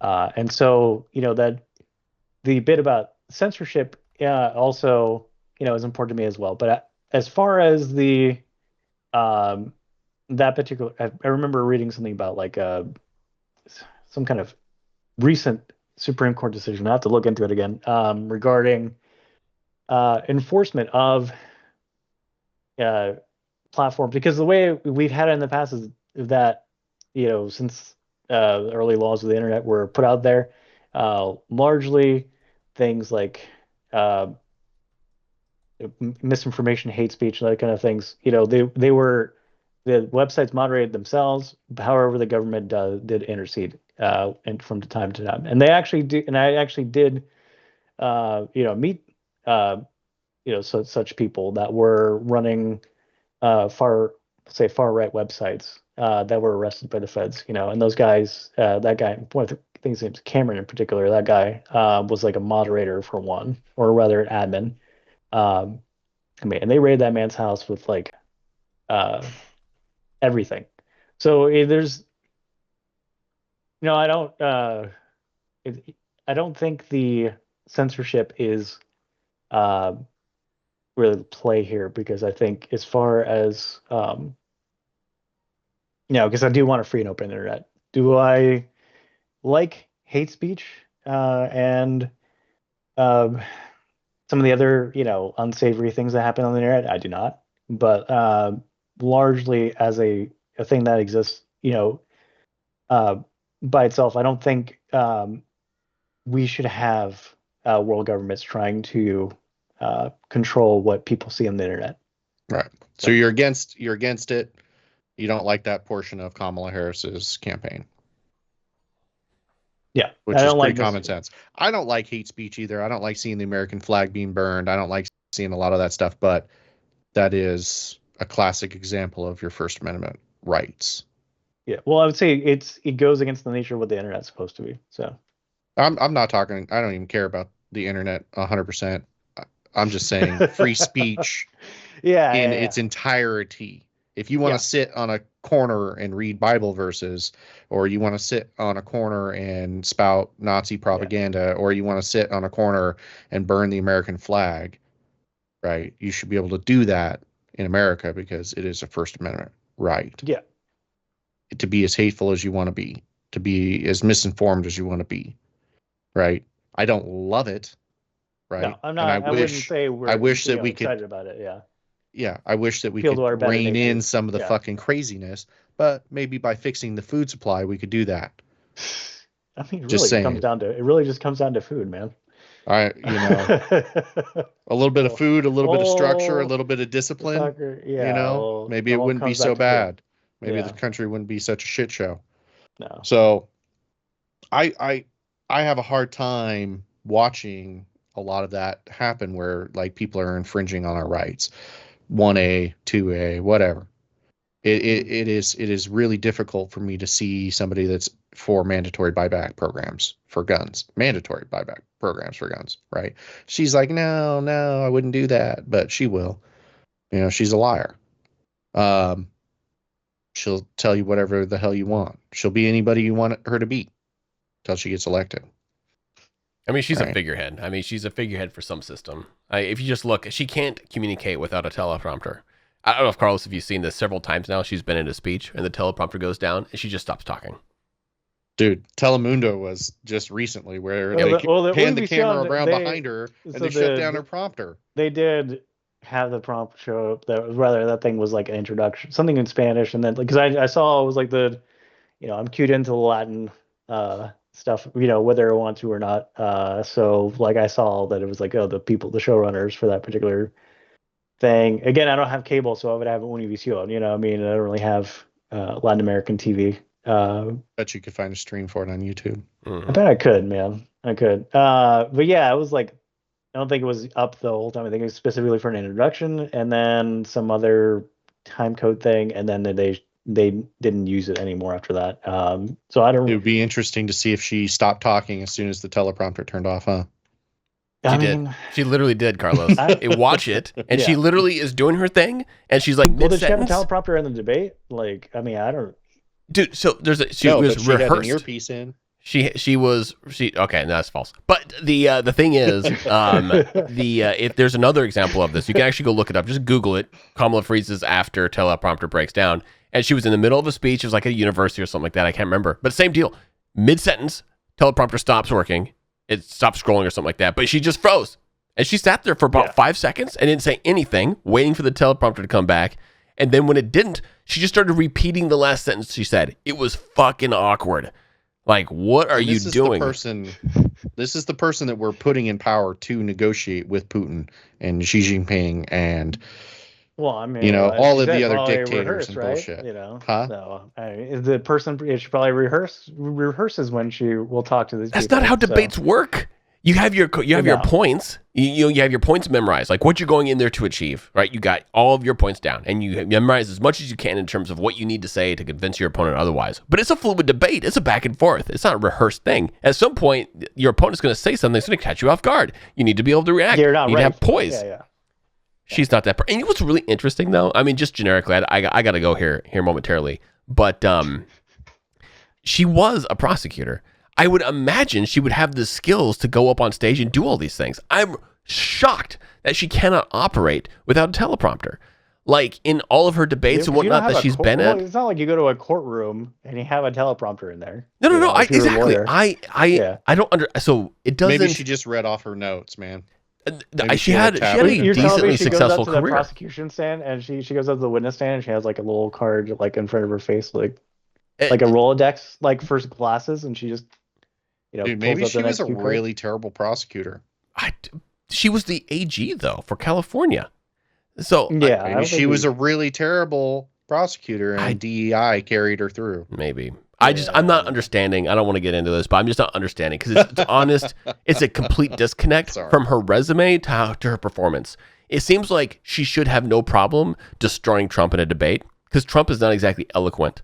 Right, it's easy to kind of interrupt him and make him take segues and kind of do whatever you want with him in a debate. Well, she did bait him into a lot of stuff. Yeah. She basically talked about how his rallies were shitty and people left him early and it got him all fired up. So good, he bit it, but she doesn't do it anywhere else. Been talking about his penis size and fucking had it fucking go. He won't stop talking about that either. By the way, yeah, of course he won't. Yeah. He's proud of that. Ave Maria. Well, I don't know. I think this has been awesome. Thank you so much, Carlos, for coming on here. Dude, we definitely need to do this again. I think we do a round two. Yeah, we do a round two. Yeah, let's do a round two. Let's call out some specific things that we really want to dig into, like what Zach and I normally do. Let's talk about some of the things that are occurring, and then let's just go ahead and pit Trump and Kamala against a thing that we're reading or dealing with in real life, and let's just see how it plays out.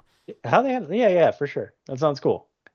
All right, well, it's been a good talk, and I'm glad we can establish that even if we don't see eye to eye, I don't hate you guys or anything. So I don't think that discourse in America should be awful. I think we should be able to have a good intellectual discourse about things that we disagree on. I mean, that's why the 1A is so vitally important to our country. Yeah, because we can't fix something if we can't talk about it. Exactly, and if we don't have the awareness of the problem, we definitely can't engage with it. So. Yeah. Indeed. All right, gentlemen. Thank you so much.